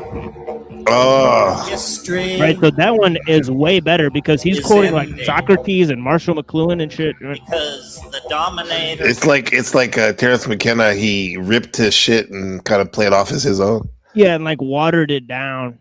Yeah, to be dramatic. Yeah, it's like he made it like pop. He made like a pop version of How to Control Your Brain. The pop version. Culture has led the human species into a blind alley. He even got the didgeridoo going. Yeah, but this might be Orphan Drift imagery, right? Like in the background, right? Chaostrophe. Because they have a lot of visuals that are produced, and I know Nick Land used one of them for for the Meltdown piece that he did, right? So Nick Land has a piece like this too called Meltdown. I don't know if you've seen it. Okay, no, I haven't seen it. We check it out. Yeah, and that's got like similar visuals in the background, right? So I think like it might be made by yeah. He said in the beginning, he said imagery by Rose, some company or somebody named Rose or something like that. That's what he said. This was in San Francisco, pushing going back to the archaic revival, the Africa, right? Which is really just his archaic revival is also combined with sort of neo-futurism, so it's like, so it's not like real, like it's like he's trying to smuggle in futurism through this. Yeah, with the aesthetics of the primal, archaic ways, right? Naked orgy, sex, with the drums and big mushrooms the size of dinner plates. He can, yeah. He says all the things like he wants to go back. Standing armies. Oh yeah, you can't forget though too about this the matriarchal way, which is, I mean, matriarchal is cool and all, but come on, bro, like we need some balance, bro. We need some balance. What does it say? Let me see. Oh my bad, I gotta send this other thing. I was like, what? Pasted the wrong line. Yeah, my bad. Yeah, I guess I copied and pasted this, slavery and property before warfare. Before warfare. Phonetic alphabets and. According to him, they were monkeys, right? Monotheism. Does he really believe that the human being evolved from a monkey? Or do you think he's just a fun theory for him? I think he believes it. I think he truly believes it. Right. And I think he also may he's obviously creating the stoned ape theory as a sort of Discordian attack. Right. So there's this entire thing, right? Because he's sort of fabricated this idea. Right. He's also fabricated the time wave idea. Yeah. Right, the time wave 0, right? It doesn't. If upon inspecting the I Ching, it seems like he finagled some of the ideas to make them fit into the Mayan, calendar, right? So those calendars actually don't match up as much as he'd like them to, right? So, so some of his sort of scholarly work has been debunked. So, having said that, why was he actively trying to disinfo people? I think it's part of his Discordian project, personally, right? And he may be, and then also, as I said earlier, he could be a Fed, right? Because Timothy Leary definitely was one. Yeah, right? definitely. So, well, he even admitted to it in that one when they all had all the reunion, as he called it. Yeah. So since he's in that sort of camp, that's his mentor in a sense, or his I don't even know how much they interacted, but a precursor. That's the word. Yeah. And also too, Karis McKenna. There's Jan Irving did the work. Research about how the last, I don't know, so many years, like 10, 15 years or whatever, about Terence McKenna, he barely took mushrooms. He certainly wasn't taking it the way he was lecturing about how he was, you know what I mean? Now, he may have done it a lot when he was younger or whatever, but he definitely wasn't like this. They said he wasn't taking them like he was. Yeah. What about Dennis McKenna? He kind of slipped under the radar too, huh? He kind of like took over. He's like a more boring version of him, but more technical. Yeah, he doesn't. Obviously, he's an official scientist, doctor, or whatever. Yeah, I don't think he could link like a bunch of different areas. Like, I don't think he pulled off the multidisciplinary. That's why I like McKenna. Yeah, as McKenna did. He pulled it all together, bro. It's ridiculous, huh? Yeah, and that's why he's special, is because his sort of perennialism is sort of brought into the frame through sort of him understanding like the zeitgeist, and that's why his ideas have lasted more than somebody like, some of these other guys, right? Yeah, he's one of the biggest YouTubers, and he's dead. Like he's the most clips, so many clips of Terrence McKenna. I like listening to him; it's fun. But then I'm glad I got to balance it out more and be like, wait a minute, like you said, he may have been working for as he would say, the man, the feds, right? Like, yeah, let him operate the way he did. Come on, bro. He had a psychedelic reserve in Hawaii. Yeah, and they think the state is liberating them because they think the state is basically liberating them from God, and so on and so forth. So the man that they think is that they're talking about is actually God in the sky, right? The sky God, right? So some of the anarchists, that they are actually more vehement about like, how they want to oppose the power system, and actually that's religion, and how he's using sort of neo-paganism to do that. So I think like McKenna was possibly more forward thinking in that way. Yeah, I think he was. Or Nick Land.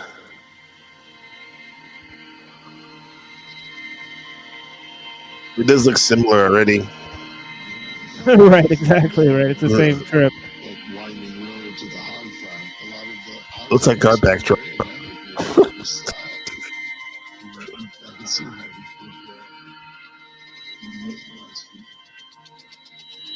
What the hell?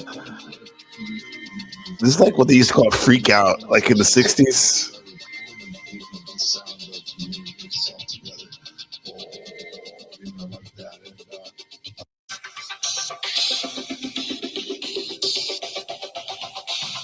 The story goes like this.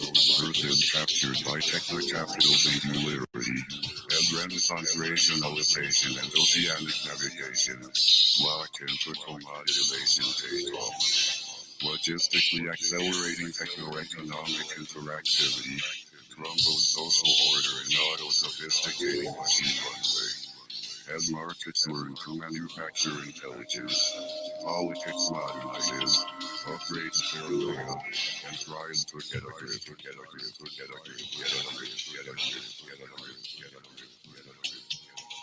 The body count climbs through a series of globe wars. Emergent planetary commercium crashes the Holy Roman Empire, the Napoleonic continental system, the Second and Third Reich, and the Soviet International, ranking appointed order through two pressing phases. Deregulation and the state.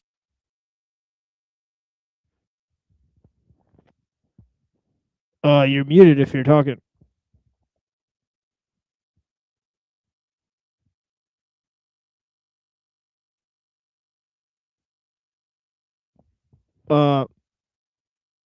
Still muted.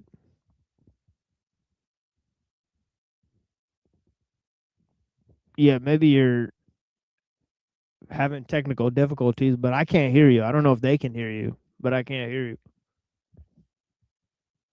Yeah, this is my port. Oh, yeah, there you go. Yeah, I said, shit in here blasted. This shit's a trip, bro.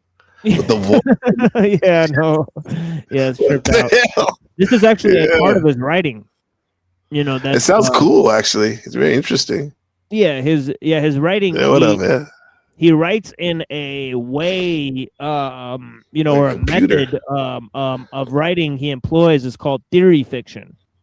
Okay. Where he's sort of combining, it's sort of taking into account this idea of the sort of, meta narrative and also the idea of hyperstition, right? So it's kind of like using that to construct a combination of fiction and reality. Hyperstition sounds like extreme paranoia. He's basically coined the term, but it's essentially drawn from a lot of postmodernist concepts, like the concept of the virtual by Deleuze and so on and so forth. What does that mean? What Deleuze? What did they say? Like I'm like Deleuze and Guattari they wrote a work called Capitalism and Schizophrenia, or the Anti-Oedipus. Right, that's basically hugely influencing accelerationism, right, and the whole ideas of accelerationism, and even the writing style of theory fiction in Fang Noumena. The work that this is drawing from is called Fang Noumena by Nick Land. Nick Land, okay. Yeah, I could send you a PDF of it. Yeah, it's fucking dope. Yeah, I like that because it's like he's talking about some things that could be happening, but then he overlays the narrative part of it, makes it kind of compelling. I like that.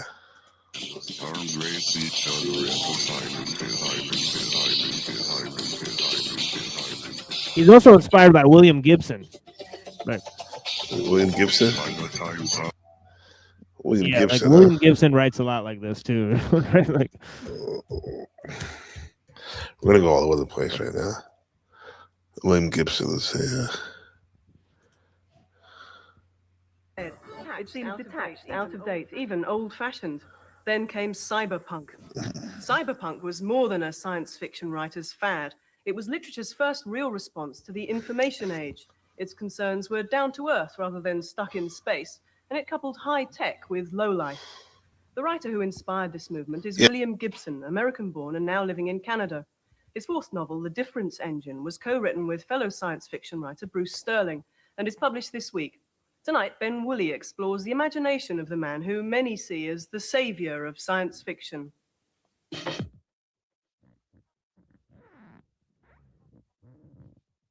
Amplified. Bits, seemingly meaningless fragments of personal information, fragments that can be retrieved, amplified.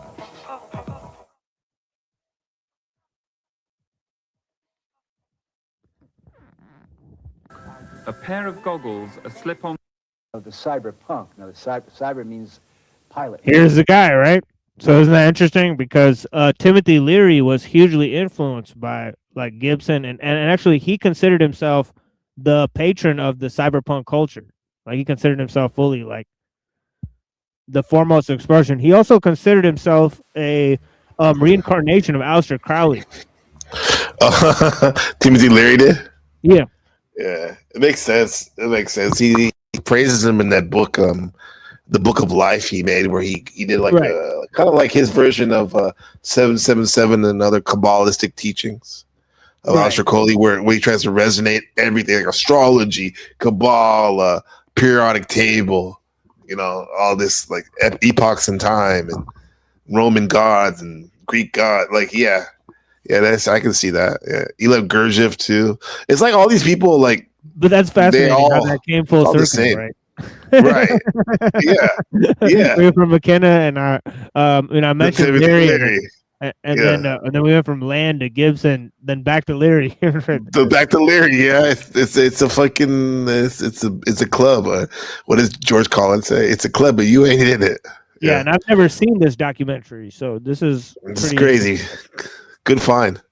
And the cyberpunk is the Robin Hood, the Japanese Ronin, the free agent, the freelance, who, because of he's a great marketer and knowledge and technical skills, uses high technology, not for the CIA or not for the corporation, See? for his or own.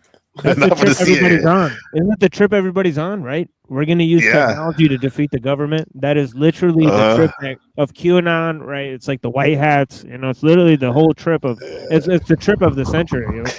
Right. Like on Code 2020, on Code 24/7, he was obsessed with that group. What are they called? Anonymous. Yeah. Personal whim. Larry loved computers. He loved, and this is like when they weren't even mainstream really yet. Personal computers, they were just coming on. Profit, personal growth, and it's. I think that the '60s revolution in America and in England was not a political revolution; it's a revolution about individuals. Who don't want either side of the political factions. See, they don't want to let go of individualism, right? Even though collectivism proved it basically just defeated individualism every time it popped his head out. So, Yeah. It's been sternly defeated, but they want to hang on to it. Yeah, it's because it's kind of like the oligarchs of communism. Like, yeah, they think it's like the collective, but then again, they want to be in the collective, but them at the head of it, right? Well, techno accelerationism has a connection to like basically Fabian like socialism and so on and so forth, because the ideas of postmodernism like Deleuze and Guattari, they're associated with those of the Frankfurt School, right? So right? So it's kind of like like they're fully influenced by like the German and the French and that sort of philosophy. Yeah. Of existentialism and then also postmodernism.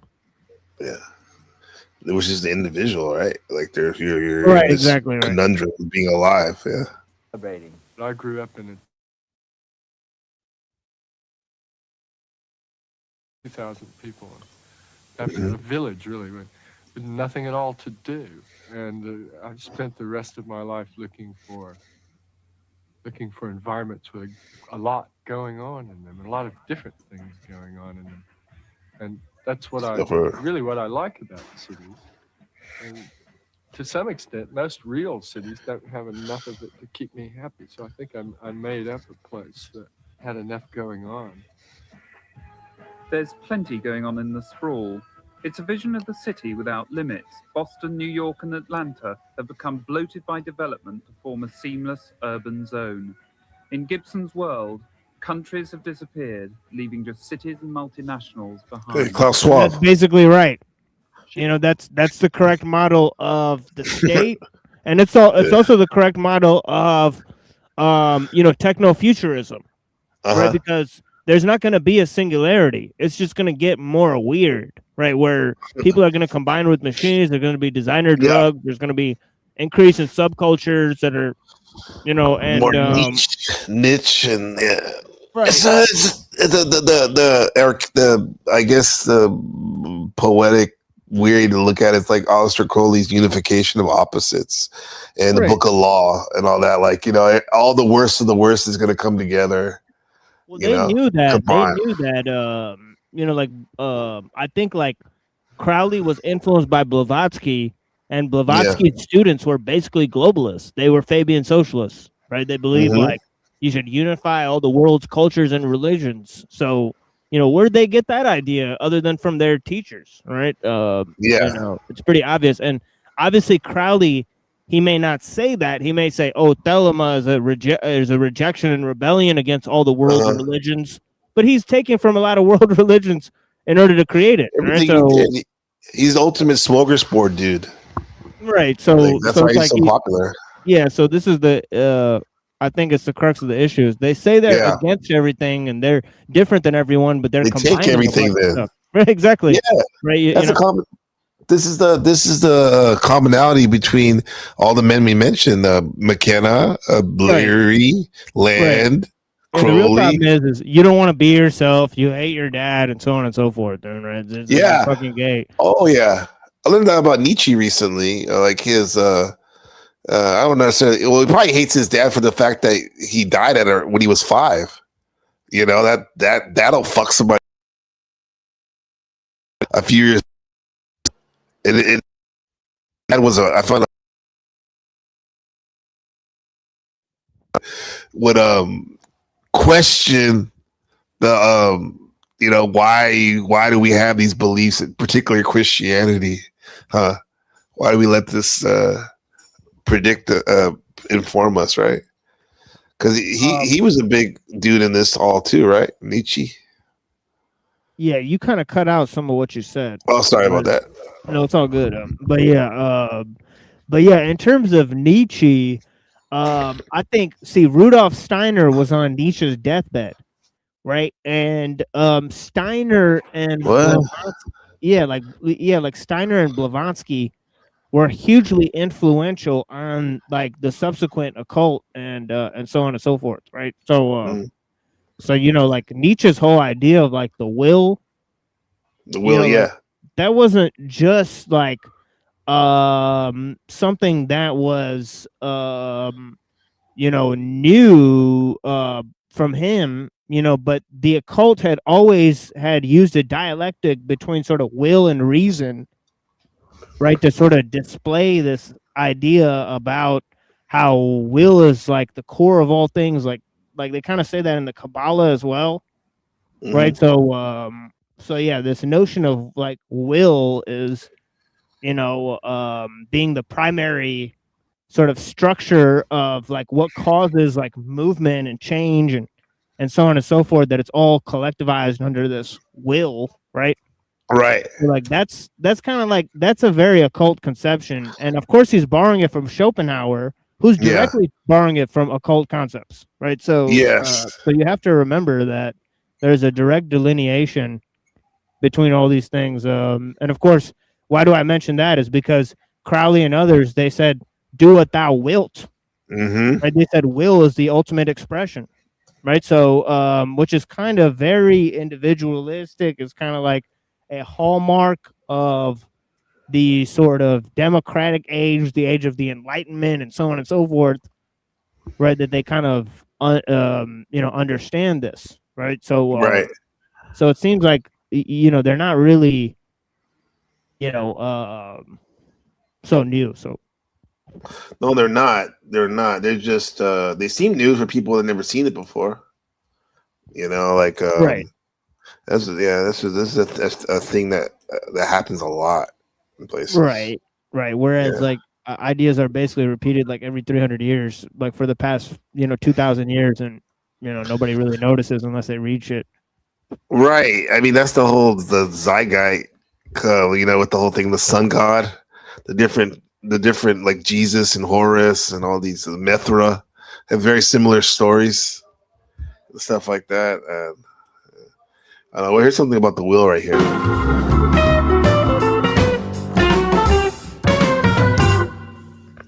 Arthur Schopenhauer, the Wolverine of German philosophy, undisputed champion of philosophical masturbation and pessimism. Schopenhauer was born in 1788 in Danzig city in Poland. In his famous work, The World as Will and Representation, Schopenhauer discusses the will to live as being an irrational, blind, incessant impulse without knowledge that drives instinctive behaviors, causing an endless, insatiable striving in human existence in which nature could not exist without. Does Eastern traditions talk about something like that? I mean, he's kind of combining, right? Combining things, yeah. So this is the thing, so this is his whole thing, and he's trying to construct a philosophy of mind through this, which I think is actually the best one on the table. Oh, right? really? It blows everyone else out of the water, pretty much. Right? Like Nietzsche doesn't put forward a philosophy of mind, right? So he just borrows it from Schopenhauer, right? Kant and Hegel don't have a good one. Yeah. Right? Their philosophy of mind sucks. Right? So so I mean that's just my 2 cents. I think that Schopenhauer, at least, right, puts forward something that is more in tune with, something that could justify individualism and justify like your own mind and so on and so forth. So you said Nietzsche is, I don't know, his thing, he said will to power, right? So that's not a philosophy of mind. What would you call that? A philosophy of power or power dynamics or something? Well, the will to life is his sort of borrowing, like he's in a sense borrowing from Schopenhauer and then rejecting him, right? Rejecting it, yeah. Because Schopenhauer came to the conclusion that the will to life should be denied, that it's the cause of suffering. Right, so he went to that level, right? Whereas Nietzsche inverted that and said, no, the will to life is the basis of all, basically everything. Goodness, right? And its expressions are power, health, beauty, strength, and so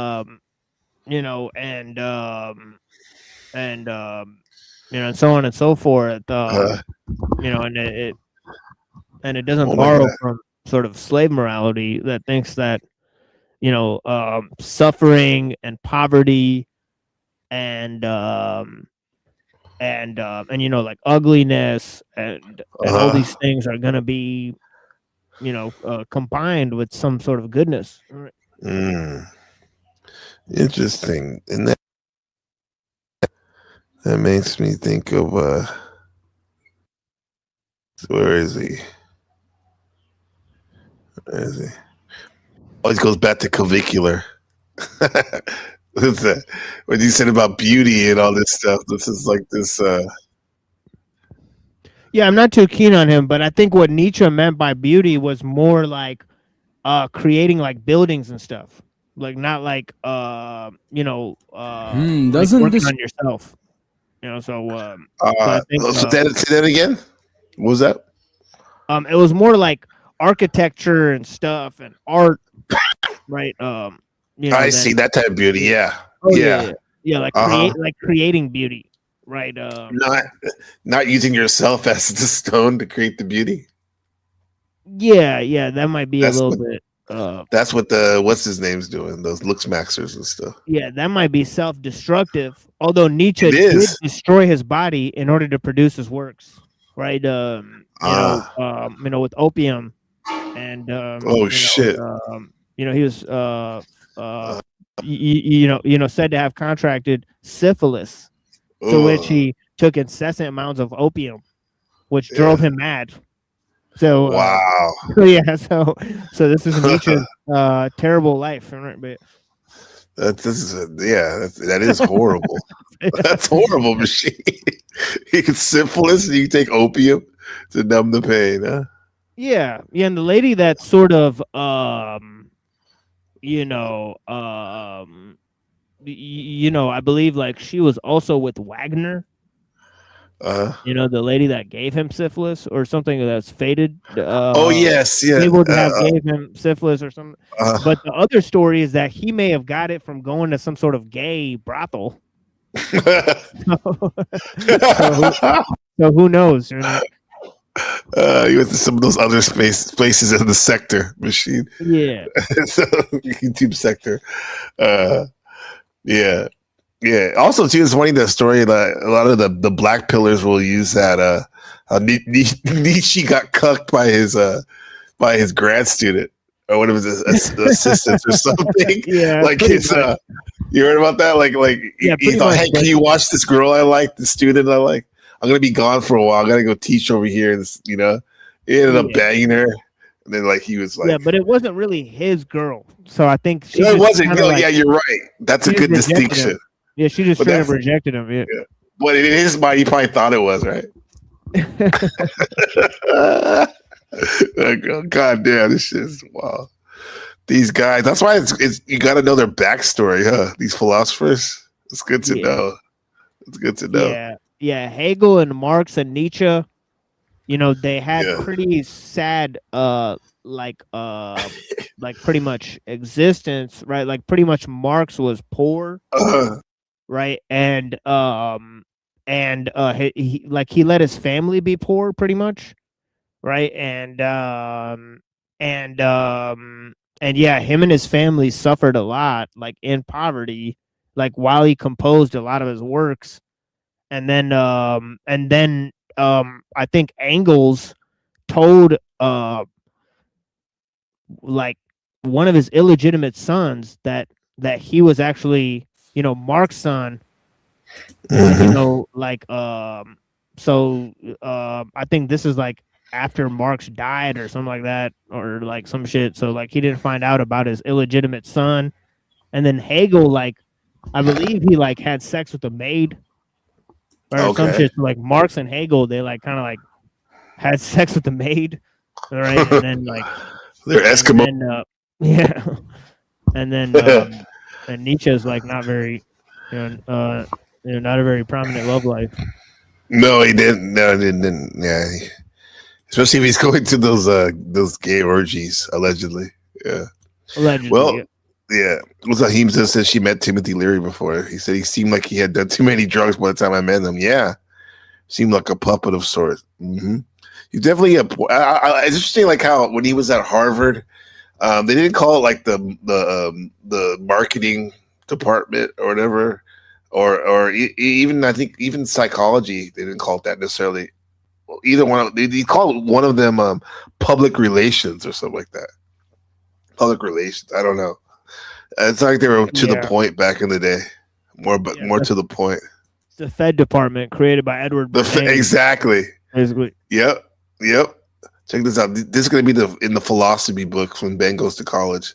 Guys like this, watch. Coke junkie Sigmund Freud and his pleasure principle. Rhetorical Speaking question. of Edward Bernays, Schopenhauer argues that the world we Yeah, his uncle, right? Right. experience around us exists merely as representation, dependent on the cognizing subject's will to live, not as a world that can be considered to exist in itself independently. Schopenhauer identifies the thing in itself, the inner essence of everything, as will. The world as representation is, therefore, the objectification of the will. In other words, our knowledge of objects and the world is thus knowledge of mere phenomena rather than things in themselves. Based on this, Schopenhauer concludes that to convince a man, you must appeal to his self-interest, his desires, his will. It is as if he's saying that you must appeal to the way a man views the world in order to convince him. Schopenhauer considers that aesthetic experiences like producing or perceiving art releases a person briefly from his endless servitude to the will, which is the root of suffering. Aesthetic perception thus transforms an individually oriented state of consciousness to a universally oriented state of consciousness, since art is universal. This universally oriented state of consciousness is what Schopenhauer calls a pure, will-less, painless, and timeless subject of knowledge. Schopenhauer believes that the true salvation from our miserable existence can only result from the total ascetic negation of the will to life. The state of composure in which this negation ends is a state of willlessness or the absence of will. The will is characterized as including episodes of desiring and striving towards ends, and affective states that result from the attainment or non-attainment of ends. In willlessness, all such states are conceived as absent from a subject's consciousness. Okay. Now, I want to ask you: would you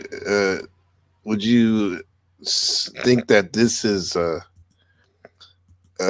what is this right here? This type of thinking right treats the here. human body not as something lived in, but something audited, scored, corrected, overridden. What began years ago in incel subculture forums as obsessive male despair has now crossed into the open, carrying. Well, because I'm talking about like how we're talking about like how Schopenhauer and even Nietzsche, they're like, art. That's one way to experience. So you don't have my words, like you're not focused on this suffering all the time. Look up, maybe you can create some art or whatever. But these people are trying to relieve their suffering by using their body and doing damage to their body. Yeah, that's why he's wrong that art is universal. Mm-hmm. Right? That's not the universal space. Yeah. Right. So I think he was dead wrong about Life that. is STD. That's awful, Jeff, if it was ever. She said life is STD. Holy shit. So I think Schopenhauer is wrong about his idea of aesthetic perception, and then he poisons Nietzsche because he gets in his head that the will is universal as well. Right. So he makes it basically this cosmic error, right? And he falls into the philosophy of becoming, right? Meaning that there is no being at the center of existence. It's just all becoming, right? Meaning that all the wills are basically against one another, right? Like, so everything's against everything else, right? So Nietzsche keeps the philosophy from Schopenhauer, right? That all wills are opposed to one another, right? But he comes to the conclusion that you should not deny will in this process, that it's actually the solution is to assert your will against all other wills. All right. So this whole kind of thing is like so the problem he's getting into is why you need to do that is because the will is universal and because he believes, like Schopenhauer said, that all wills are opposed, which I think that's all just cap. Yeah. For example. It's a bad starting point. Yeah, and maybe he could have focused on the universal part, huh? Nietzsche. He focused. He said he denied the universal, but he looks like he's melded with it. Accepted it. At the end of the day, Right. Yeah, and he just took the will to live to the will to power, and these guys are taking it to the extreme, bro. Look at this shit. With it, a language of bones, chemical metrics, and enlightenment. And at the center of its recent mainstreaming stands the Jester King himself, Clavicular, a figure who matters less as an individual than as a function.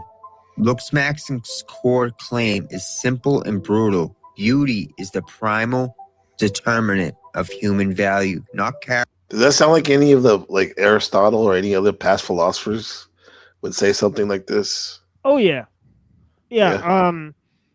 I wouldn't say the primary determinant, but I think a lot of philosophers, like for example, right? Plato, he would say that beauty is on par with sort of logic. The right? truth, as you said too, right? Yeah, and also he would say that beauty and goodness and truth are basically one item. Right. Right. So it's kind of like if you could picture like the Triforce from Zelda, or something like that. I mean, right? It's kind of like that sort of deal. It exists before the creation of the world, that sort of thing. And there's a sort of this idea here, but he's talking about sort of beauty in terms of geometry. Right? He's not talking. Right. He still thinks that somebody who's tall and comes from a good upbringing, right? Who's rich and has intelligence and has good looks. He thinks that type of person can be used for the ultimate bad, that person has to sort of watch themselves more than everybody else, because that's like sort of, if they're not sort of taken in by society and ushered in and created to fulfill like a central role, to become like the leaders who have studied under the society's traditions, right? They'll basically become like the criminals. Damn. So yeah. Wow. Powerful, bro. Character, not meaning, not relationship, but facial geometry. Skeletal ratios, symmetry, jaw projections, eye spacing. Once this premise is accepted, everything else becomes rational. Obsession becomes discipline. Self-harm becomes optimization. Damage becomes proof of commitment.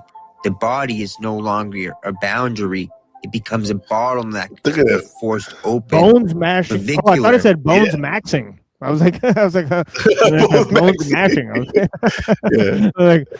That's what I'm doing. I'm bones maxing. We got the Big Daddy rib cage. We bones maxing. Bone maxing. Got the girth on the bone. Yeah. But hey, TML, look at bro. They literally punched themselves and hit themselves in the face to change their bone structure to be more symmetrical. Isn't that wild? Boundary becomes a bottleneck to be forced open. Clavicular distinguishes himself from earlier Looksmaxim figures. Looks like a damn meth head machine, a crackhead. Yeah, it looks like you're gonna feel that when you're 60 or something like that. That's how you don't feel that permanently. He's taking meth to get the cheeks, he said. Yeah, that'll last you for 20 years for sure. But that's the thing, is that there is no real 60-year-old people in the club. So you destroy your body and your mind to get to that point. So see, I'm just kind of chilling, and then when I'm 60, I'll start working out and praying more, and I'll probably pop out a couple more books or something like that. I mean, it's if I don't get popped off, by some Mossad or whatever. All right. So what does Tupac say? Machiavelli. I guess he's probably be murdered for the shit that I said. He said, be a legend, bring life to the dead, or something like that. Yeah. Snafu snacks. God don't like ugly. It's written. Don't forget that, man. Translating this obsession into a quasi-clinical register, he does not merely insult; he diagnoses. He speaks fluently in the language of recession, orbital support, chemical antagonists, muscular tension, and pharmacological mitigation. I read something yesterday on my streamer. It's Machine said testicular maxing. I don't even want to know what that is. Days of Noah put one out too. He put a documentary out about this dude. Where Oh he yeah. I was watching some of it. Yeah. Interesting. Yeah, I've never seen any of it. Machine, he's everywhere, bro. He's like in getting interviewed by the Wall Street Journal. Of course, this the guy here? Yeah, well, that's not him. This is an article about him right now. Several clips do not rely on rage alone. That was him right here. Fluently, this picture, this is him right here. Meaning, a boundary. That's him right there. It becomes a bar. That's kind of gay. Forced open. Yeah. Clavicular. That's pretty gay. Distinguishes himself wrong unless the male version of OnlyFans objects. Becky denotes the allegedly average interchangeable woman. Stacy represents the hypersexualized elite female archetype reserved for top-tier men. On the male side, Chad signifies the genetically blessed apex male, presumed to succeed effortlessly, while Jester functions as a cautionary caricature, the man who compensates for low status. You can't undo adolescence. You can't reverse a surgical ideology. Looks maxing is accelerationism for the body. Part 3, the new right has been black-pilled. The influence cluster surrounding this ideology are best understood through alignment rather than conspiracy. Figures like Andrew Tate, Sneeko, Fresh and Fit. Hey Sam, what's going on? Fuentes, I didn't see you yesterday or the other day. I wouldn't say hello to you. Intensification. Gender antagonism is sharpened. You got no chin maxing. Yeah, he might have. Yeah, he might have. Innovated this bone mashing thing because he looked all sorts of fucked up. He looked like a goblin, like when he comes out. Like, yeah. You see how he used to look, Machine? He looked misshapen, right? So I don't know if that's attractive to people, but like, he looked like he did some serious bone mashing. They need to investigate. Don't get you started on those clowns, he looked bro. All mashed up. early. Oh, you said all mashed up. Look at Andrew Tate. Check this out, shit.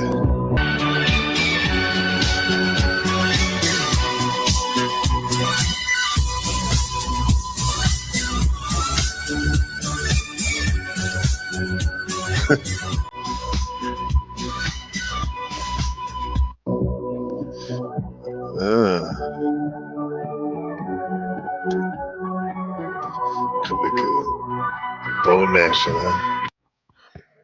This is the one you're talking about, Machine, right here. Of success. Yeah, I've never seen it. That's Clavicular right there. Merely one surgical. I was gonna get my news from this because I've always got my news from Check Days of Noah, basically, and Hell and also yeah. Adam Green of No More News. Yep. You know, like, so those are the two I always watch for a long time. But You guys hear that? This come from the Machine Lies, guys. Listen, bro. I don't Literally agree with them though. I No, I know. hardcore, yeah.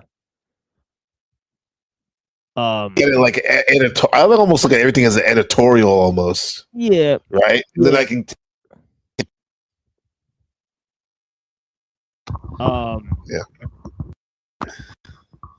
Yeah, you're kind of cutting out. Again, there. it's because her face has no support. She's got no forward growth. Her chin is extremely recessed. Her orbital bones are. This is clavicular. He's roasting these girls' faces like a plastic surgeon, a mean-spirited plastic surgeon. Yeah, I mean, some of them do look kind of weird. They do, right? Yeah, some of them do look kind of weird. I mean, the one in the middle is pretty. You know. Yeah, you know, the one in the. I mean, you see, the one that's I smiling, didn't even say that, man. Yeah, the one that's smiling is kind of pretty. You know, with the brown hair. You know, but the one that's next to her with the yellow shirt. She looks like she's mad or pissed about something. You know what? You'll see why, Machine. Then, he's about the. Then what about the one on the left? It's kind of confused. Kind of weird, yeah, for sure. Kind of like weird looking boobs for sure. And, but yeah, shaping boobs. You had to take another look at it, like from another angle, for sure. I love your clowns, dog. Okay, then we gotta go. Now you're gonna see why the girl in the yellow looks like that. He's about to tear into her, bro. It's like, look, so this is why people have these facial flaws. It's because of lack of bone support, right? Her orbitals are non-existent. She's got the huge, her orbital bones suck. That's why she's got the big bug eyes. Super protruding. Not good looking at all. 3 out of 10. 3 out of 10. And so the worst phalo that she has is her interpupillary distance, which is the distance between her eyes. They're too close together. So we've got that going for her as well. She's got a suboptimal IPD. Her ESR is shit. Obviously, her nose is much too bulbous. You know, he said bulbous. Oh man, large, big. He said obviously and, too. You know, high body. Because there's people who may like bulbous noses. That may actually be a thing, right? So he said obviously her nose is too bulbous. And it's like, well. What if you're a giant dude, right? And right, you know, you're into like semi big noses, like you don't like you know, like a huge like pigeon pecker, but you like okay, like you know, you like a little like, you know, like a little like African like you want her to look like an Incan like statue or something like that. I don't know. Pigeon pecker, I never heard that. Yeah, oh shit, that's a thing. Yeah, bulbous. What is going on? I got one for you right here. Right? Holy shit! Yeah, see that other girl looks kind of, you know, she looks better now from the side profile. You know, but the other one that's next to the girl in the yellow shirt with the brown hair, she's still the prettiest, honestly. Oh, by far, yeah. Yeah, by far, yeah. Easily, yeah. But he said she had bug eyes. He claimed that. I mean, he's like nitpicking and stuff, right? Yeah. I mean, I like girls with big eyes. So that is actually something I find actually, you know, attractive. Attractive, kind of, yeah. So I might not find, you know, big noses attractive, but I find big eyes attractive. Yeah, that might be part Klingon right there. You know? The beak. Yeah. You said part Klingon. Holy shit. And but let's keep it real. Most guys would like be happy if this girl talked to them though. In the middle. Let's keep it real. Just off of looks. Yeah. You know what I mean? Come on. 90% of them. Yeah. Yeah. Sure. Yeah. What tight ratio? Why are you laughing? So social media is the matrix. It's the matrix. Neon. There's an account, a social media profile, one of thousands like it, built entirely around human as that products, lady's face, a bro. sexual value, what the fuck, a body type, buttocks and rhinoplasty, jaw what the lines fuck? and fractures. What is this? Sociopath as role model. Oh, there he is right there. Look at him. How he stands. Who is that? Is that Common? It's Andrew Tate, bro. I thought that was Common, the rapper. I thought it was Common, yeah. That's Tate, bro. At home chilling. That's how he chills with his big hookah.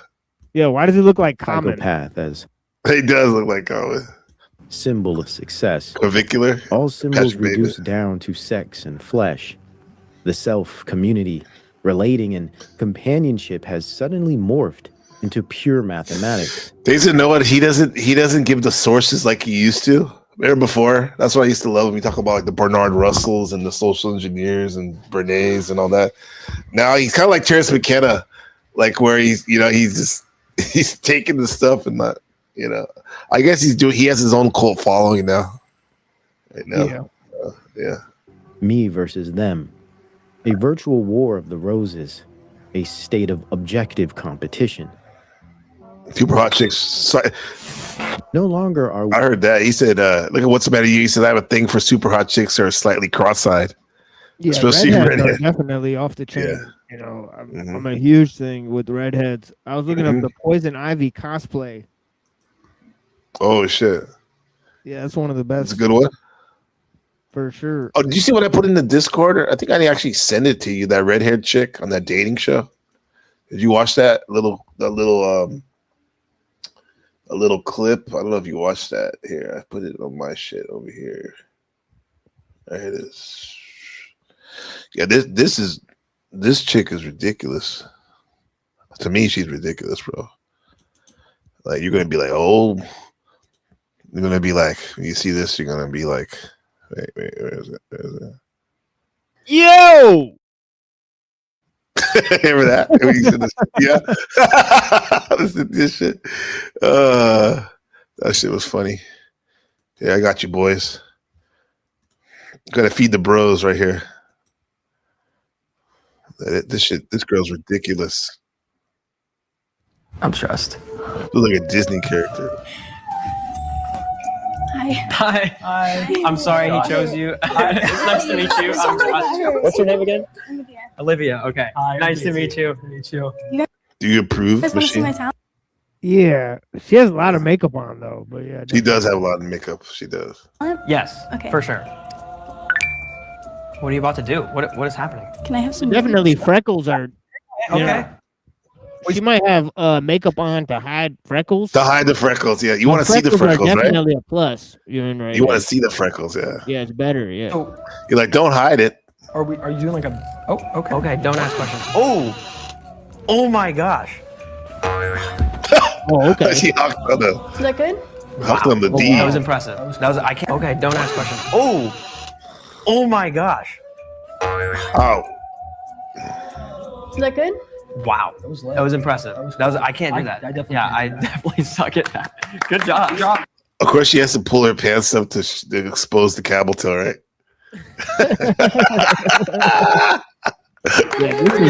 Yay. All right. Yeah, you did nothing. Yeah, wow. You did nothing. Yeah, let's go. We're about to look smacks. Actual persons Gotta get in the clavicular on the show. 21st century online culture. We are now confronted with platforms, not people, and their aesthetic role models by way of algorithmic modeling. He's like, yeah, I'm trying to have Viral autism. streamer profiles and sexual escapades, drug binges, and public humiliation rituals. The contemporary culture slowly kills itself without violence, living vicariously through mentally damaged symbols of success. He said, freckle me Every up. audience member is merely one surgical appointment away from potential perfection, 1 centimeter removed from mogging supposed opponents and the revered narcissism. Oh, Machine, that was the limb lengthening surgery. Removed from Check this mogging out, right here. He got limb lengthening surgery. That's wild, right? Man. So Break so your did he bone. get that on his arms and his legs, or just his legs? I would think just his legs, but wouldn't it make sense to get the arms too, right? Right. To make it Wouldn't you look kind of symmetrical. weird unless you did both? I don't know. I think you would look like a T-Rex, right? Right. You'd be like a raptor Maxon. Supposed opponents and the revered You see how he increased his height right there? The little cutout. Is it worth it? No. He's probably going to be like crippled when he's older. Well, that's stupid, bro. narcissism of the appearances Olympics. Unfortunately, for them, pills, frills, and swills will never fulfill the empty bellies of this generation. So they are fed more than they can handle and hardly understand what they truly seek. A bruised and dead-eyed face, a collarbone, photographs, angles, lighting studies, a comment section filled with boys and girls calculating whether their own So they bones kind of have a tradition where like they wrap like babies' heads. Like sometimes they put like a bunch of like stuff around their head to shape their head. Like, you know, when babies are first born, you know, they'll start like wrapping up their head and like so, like to make it more round and shit. So maybe there's something to that, but maybe like My when you're a grandma little used to do that baby, shit. My grandma used to do it with my nose. She used to like squeeze it kind of. So it's like more Romanesque, more European, I guess. She's Spanish, right? Like so, like that's why my nose it looks like it don't look like my dad's nose. My dad's African, right? My mom's Spanish, right? European, and so like yeah. So my grandma would always do that with my nose when I was a baby, I guess. measure up, adjusting their personal worth to the He was standards of looks-maxing. organic science. These growing Like a dog, bro. Like, yeah. profiles are hollow as they are popular. Oh, my These bad. accounts do not hide what they are. They present themselves as aspiration. Let's take some steroids and Botox as a goal, as the thing you are supposed to want Yeah, to see, that's the become, thing. Like, to be. there's no biological free lunch. Right. So you do have organs like, your livers and your kidneys and stuff Mm-hmm. that are actually getting toasted as you're consuming all this shit. So you can't just be like Ray Kurzweil taking like 200 pills a day. Like I was thinking, like, what is he shitting out? Like just pure minerals at this point? I mean, like, it's just wild. Capsules. Yeah. Like, that's like these people. Like my friend, he got like purified water, but his machine hit it up so much he took all the minerals out of it. Right, so he had to have another machine. He had to drop eye drops of the minerals. It's like, okay, it's insane.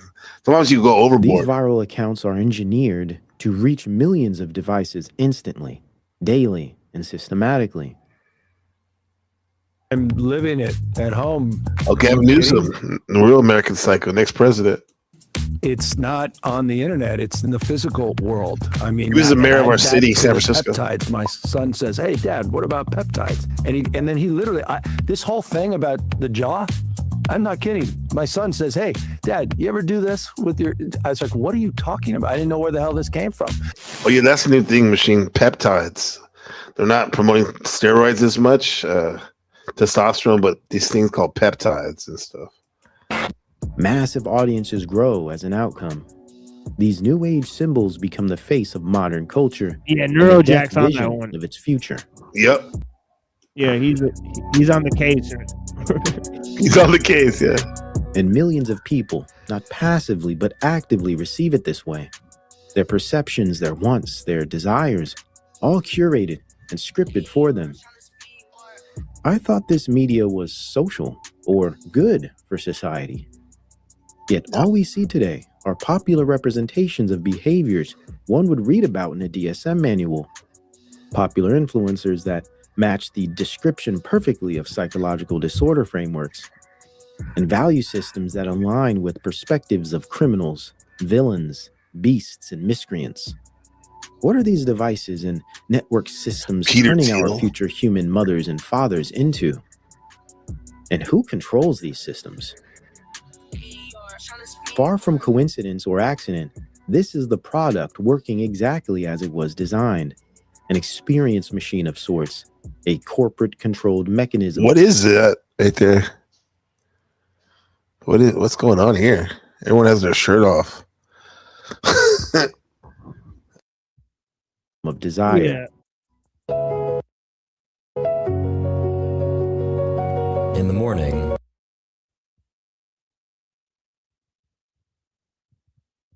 Yeah, so yeah, I mean, there's some Asian ladies who do this type of shit too. They like sort of like get plastic surgery so they look like anime characters, right, and stuff. So he does kind of look like weird, like in a way, like anti-human. Because if you have to smash your bones to look the way you look, and there's nobody else that looks like that, you kind of look like a fucking cartoon character in a way.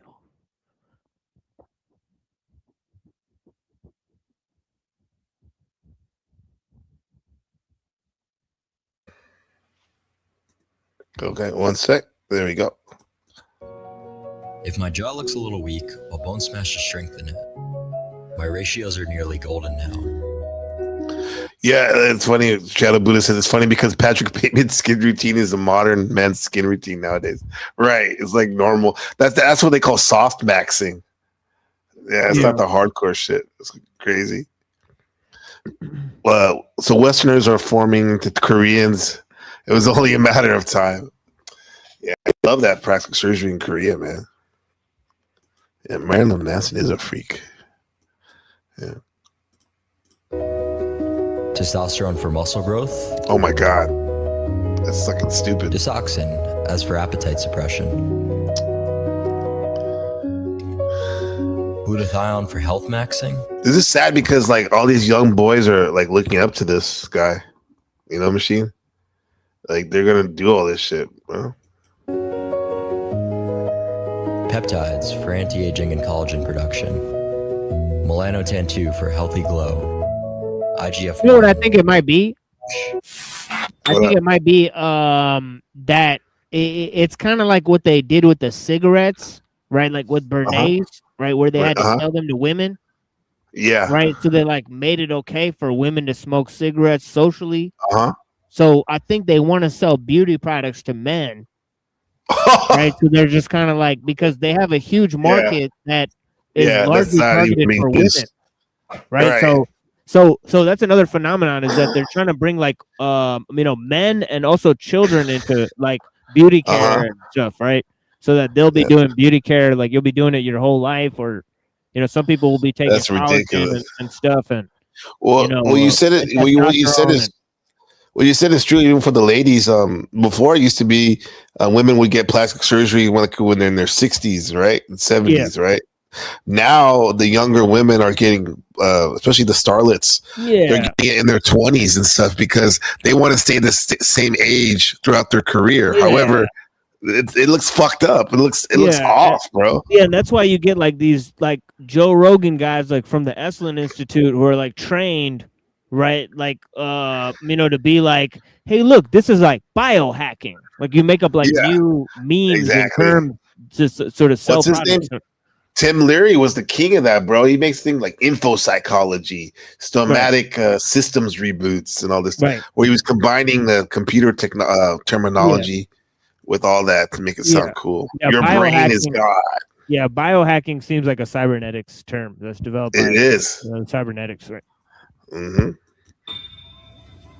Oh yeah, by the way, like Shadow Buddha's right in terms of like the Korean. That's the thing I hear, bro. Like a lot of them, even in Taiwan, some of the men, and they're not necessarily gay, but they'll wear makeup, bro. And I think they're following the lead as those Korean men. It's fucking weird, bro. Yeah. Well. To understand why, you need to understand one man's theory of desire and what he chose to do with it. Well, I did a number of things. I studied philosophy as an undergraduate at Stanford, went to law school, and then sort of veered on professional law and finance career in New York. And then I moved back to California in the... He's a German, right? Peter Thiel, right? Late 1990s. Right, it's clear that he's funding all of these like he's a major proponent of funding the alt-right. Right? Yeah, so this yeah. And he also invited Kravicka recently to one of his parties on stream. Right.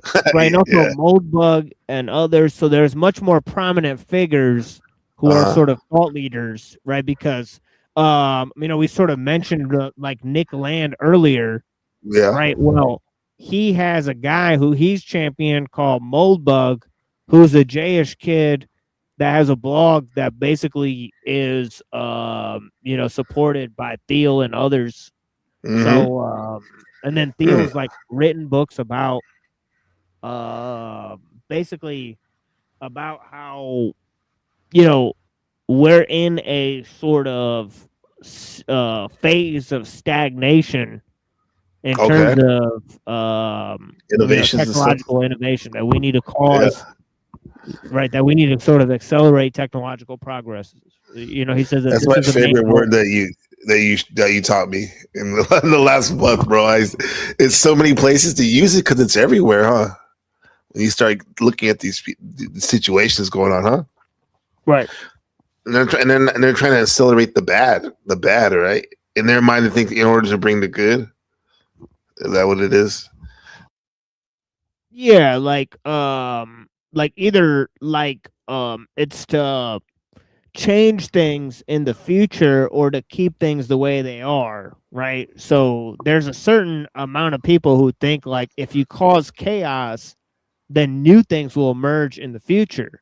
Right? But there's other people that sort of think chaos. So there's other people that think like if you kind of upset things, they'll sort of stay the same. And so on and so forth, because chaos is sort of the mother of order, right? So you can think of like different ways where, they sort of see it like either ordo ab KO or KO ab KO, right? Right. Yeah. Shadow Buddha says, I really don't understand the clavicular guy with the vanity. Not to make it about me, but I'm more muscular and amalgam. Yeah, right. I was thinking about that. Like, he's not the biggest, right? But I wouldn't be doing a propaganda underwear Patrick Bateman video. Well, actually, I'm surprised he didn't do the underwear. Not that I want to see him in the underwear, but when he was doing that yoga outside, Patrick Bateman was wearing the tidy white. If you want to be true to the original thing, but it's probably better we didn't see him in his underwear. You don't want to see that. The technology boom of the time.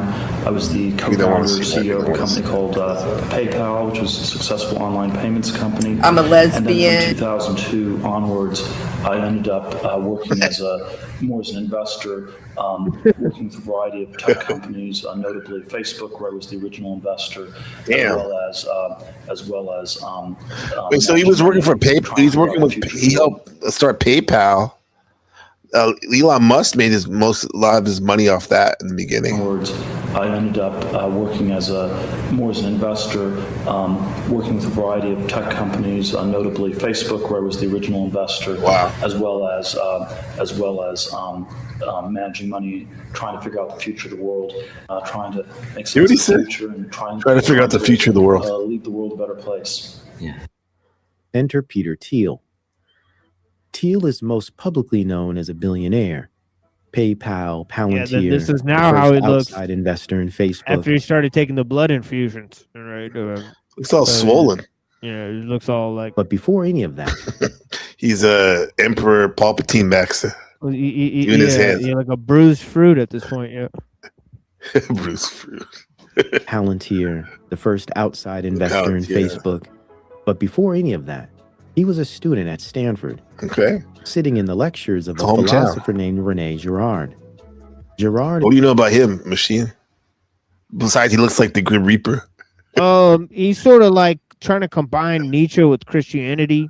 He kind of said that, basically like, our propensity for violence caused us to create the idea of the other, right? Okay. By saying that the last person that caused us to fail, like by killing him, we sort of make him the hero. So the sort of the sacrificial figure that gets killed in order for us to make our civilization, right, becomes the main figure. So he sort of said like it's sort of like Christianity repeating itself, where it's sort of like the engine of time, right? And then and then this violent, this sort of thirst for violence sort of culminates in the sacrificial act of, basically of God himself, right?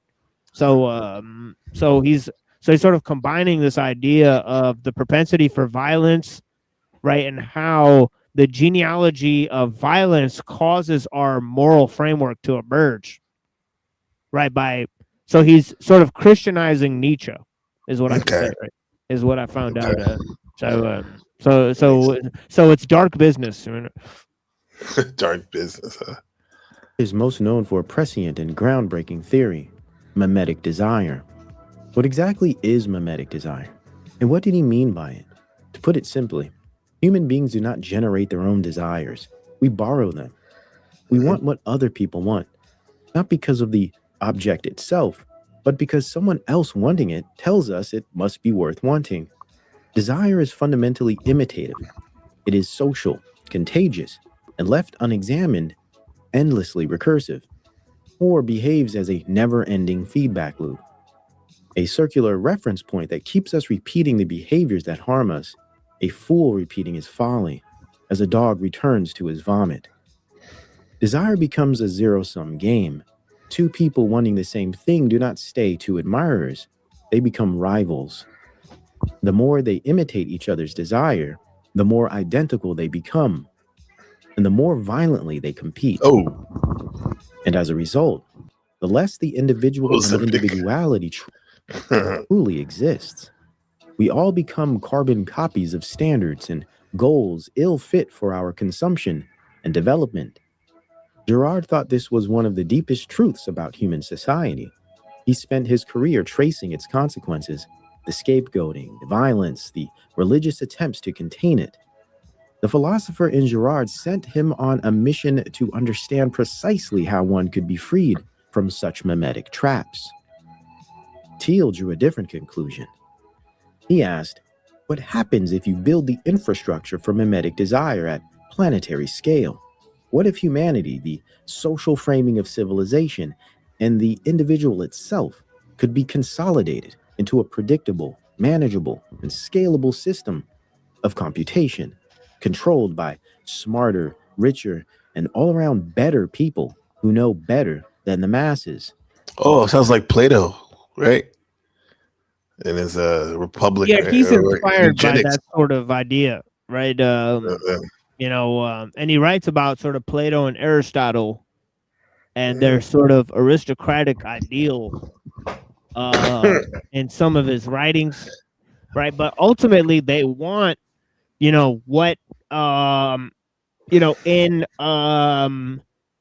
accelerationism, right? There's this idea of the patchwork of Mencius Moldbug, right? Where it's like you have corporations, right? And this kind of lines up with what we heard from, from Gibson, where they're sort of just cities and multinational corporations, right? So there is no, yeah. So it's like a stateless world, yeah, right? Yeah, because there's this sort of global system in place, globalization. right? Yeah. So so it's a sort of spin on globalization that sort of gets rid of the nation state as we see it now and replaces it by corporations, right? That are sort of run by sort of joint stock corporations is what Moldbug uses in his example, right? But the example in Discordianism is from from the temporary autonomous zone, of Hakeem Bey. Oh my God! Right? You know, where he talks about he talks about pirate utopias. Yeah, right, and so on and so they forth. did that in Seattle or whatever the fuck. Remember when they were like warlords out there with the people protesting, and it was like shit. Like that black rapper dude. It went to shit. Yeah. It's like leave us alone to our own devices. We're not bothering anyone, right? Type of shit, right? Funny what you said though about the combining Gibson's theory with Thiel's, like it's techno-libertarianism, right? Because Thiel's sort of a libertarian, right? And he's a sort of techno-accelerationist. So yeah. But you notice in his story though, like where he was kind of telling on himself, narrative when he was like, I was the first outside stockholder of investor of Facebook. I did this with PayPal and all this. He's influencing it. People like him would be like the oligarchs, right? Probably like, trying to dictate what everyone else is doing. Like he has your best interest. Yeah, I mean, history sort of bears this out, right? That whenever people don't acquire power on their own merits, but because they sort of hacked the system and so on and so forth, and or they were handed this power, then their personal vices sort of interfere with the process of maintaining that power. All right. So it's a problem, between balancing fortune and virtue, as as Machiavelli says, right? Yeah. All those men there on this pit on these bubbles right here, they probably have weird vices. A centralized infrastructure, architecture, and of course, aesthetic of pure exploitation. A new war against the people by way of the objective powers, or as Christopher Lasch has written about, the revolt of the elites. Interestingly, prior to its formation as a social network, Facebook, in its earliest investment pitch, was sold as a desire machine, a system where users would continuously signal what they valued and the platform would amplify those signals back into the social body, accelerating the mimetic loop, thereby harnessing human attention, exploiting the modern consumerist view of the masses, and turning it all into a massive signaling machine for perception, perspective, and value judgment. Thiel understood this because he had the map. With this level of esoteric understanding, the territory no longer mattered. Some would argue the map has completely replaced the territory, and I would agree. Palantir, his surveillance company, now embedded in intelligence agencies, police departments, and corporate security systems across the world, is the panoptic complement to the desire engine. As social media platforms tell you what to want, Palantir tells you who is watching, keeping tabs, and harnessing your every behavior. Together, they constitute something like the complete architecture of behavioral control. Lion's mechanical eye, the all-seeing, all-knowing, all-encompassing oracle that pretends to have your best interests in the queue. What futurist tech enthusiasts and popular news sources fail to disclose is that these systems weren't built despite their designers understanding the human cost. They were built because their designers understood human psychology with unusual precision and chose to use that understanding not to protect persons, but to render them legible, predictable, and monetizable. I call this comp's computer, the ultimate science of sociology finally accomplished through cybernetic computation and systems theory. Yeah, Capitalism and competition as synonyms. Yeah, Compton's pretty evil, for sure. How's Because that? he sort of said that like metaphysics and religion are sort of pointless and useless, right? Because we sort of move past them with science. Right? So August Comte was sort of the idea that he had was called positivism, right? And it's sort of quite a dastardly approach, where man becomes sort of like, cut off from that way of thinking, that is pretty much natural to man throughout his history, right? If you investigate. So yeah. Yeah. Oh, fuck. Some theory. Capitalism and competition as synonyms, and I believe they are antonyms. I believe that a capitalist is someone who's in the business of accumulating capital. A world of perfect competition is a world where all the profits are competed away. So if you want to compete in a crazy way, you should open a restaurant. You will never make any money doing so. And at the other end of the spectrum, what I think everybody who is a founder or entrepreneur should aim to do is build a monopoly. Though and often chalked up to conspiracy theory, this is documented strategy. Thiel has said openly that competition is for losers, that monopoly is the ultimate and optimal goal, and that the political realm... He wants to go for the knockout blow, huh? Yeah. The realm of genuine human conflict. Oh, it's bad there. That's a newer video machine, I think. Look at it, looks like he's deaf. Right. Contestation, choice, and democratic tension and debate is something to be superseded by technological systems that makes the mess of human disagreement and fallibility obsolete. I don't think despair is the only answer. And it's because I don't think politics is the only way to go. When I got involved in the tech boom in Silicon Valley, I ended up being the co-founder of a company called PayPal, and the initial founding vision was that we were going to use technology to change the whole world and basically overturn the monetary system of the world. And we can debate on how much it succeeded or how little it succeeded, but the basic idea was that we could never win an election on getting certain things because we were in such a small minority. But maybe you could actually unilaterally change the world without having to constantly convince people and beg people and plead with people who are never going to agree with you through a technological means. And this is where I think technology is this incredible alternative to politics. And And there are a number of different technologies we can outline, but the task in this world where politics has become so broken and so dysfunctional is to find a way to escape from it. It's not a way to fix it, it is a way to escape. But I think technology is the vehicle for how we should be looking to escape and move beyond politics as we find it today. Well, beyond politics. Yeah, unfortunately, that is the sad reality of the situation, right? Because political doctrines don't really do anything, right? They don't really have much sway, right? In the face of just pure repetition, right? Of like, propagandistic, slogans, right? So like, so the fact is that, they've demonstrated time and time again that, you can basically persuade people, through technology. And anyways, technology is the objective means of power. That's how they're gonna surveil you and attack you and shut down your business and shut down your means of communicating with the world and so on and so forth.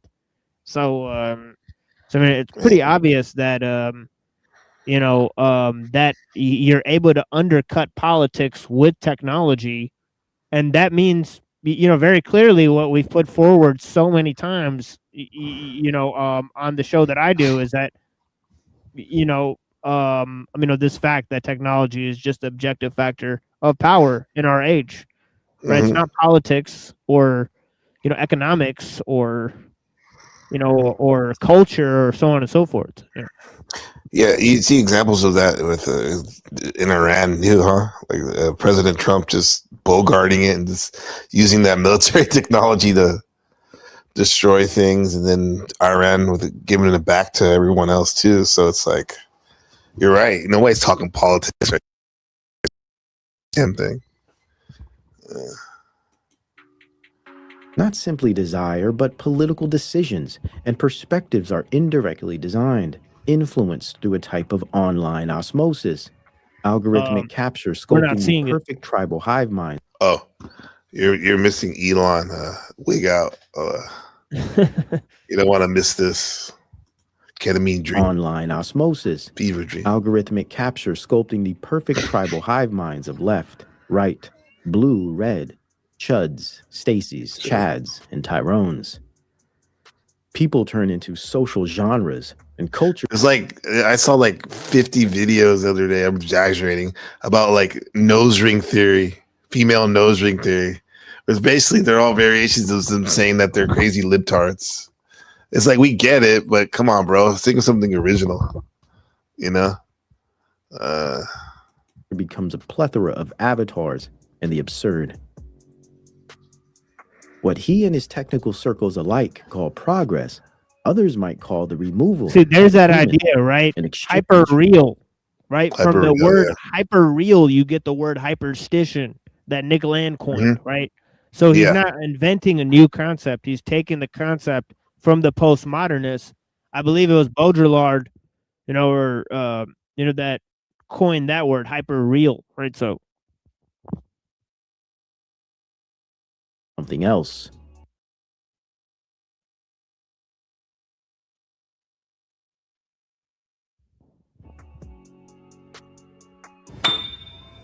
Weigh themselves. You see that? Hold on. Yeah, there's a scale. That's insane.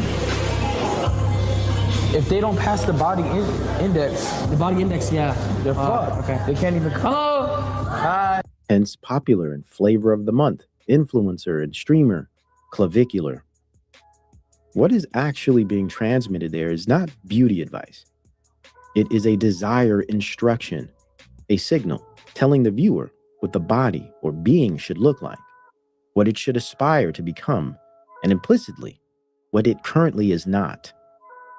A delusional standard is presented as ideal, a social stencil used to shape not just appearance but identities for those with broken identities. Peter Thiel is? Peter Thiel, yeah. He's a billionaire that owns Palantir. I got invited to a Peter Thiel party. You think that's going to be a Diddy party? Probably. Whew. Billionaires, they get a little creepy. Yeah, dude, I don't know. I don't want to get diddied. The mimetic mechanism runs perfectly. The viewer does not think, I am being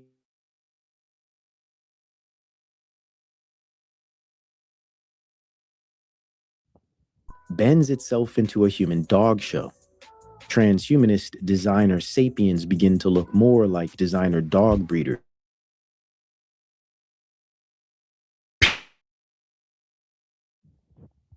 I don't know if you're talking right now, but I can't hear you if you are.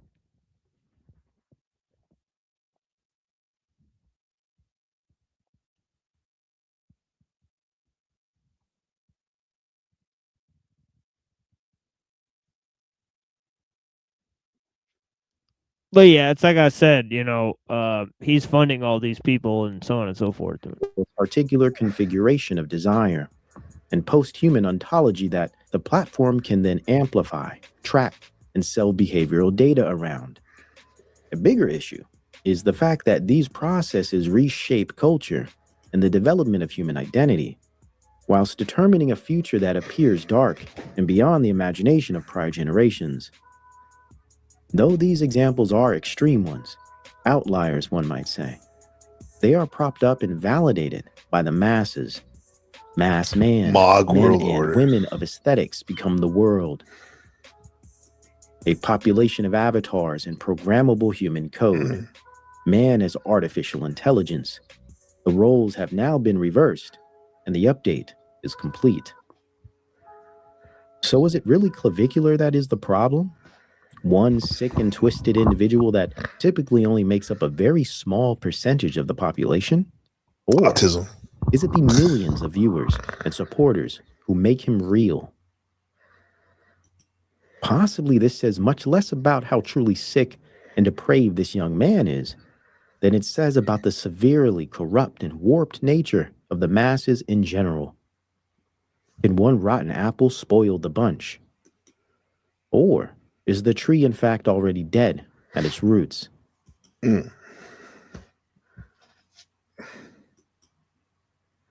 Yo, on that note, Machine, I'm gonna shut it down.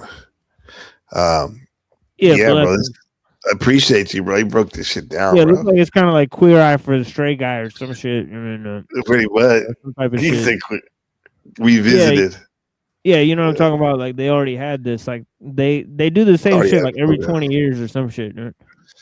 Oh yeah, before they called it metrosexual, right? Exactly, metrosexual with Yeah, Kanye that West. was- See, he was Mhm. innovating it too. He was like, "Oh, you go to the women's section to buy clothes and stuff." So yeah, they're doing the same exact thing. Yeah. man.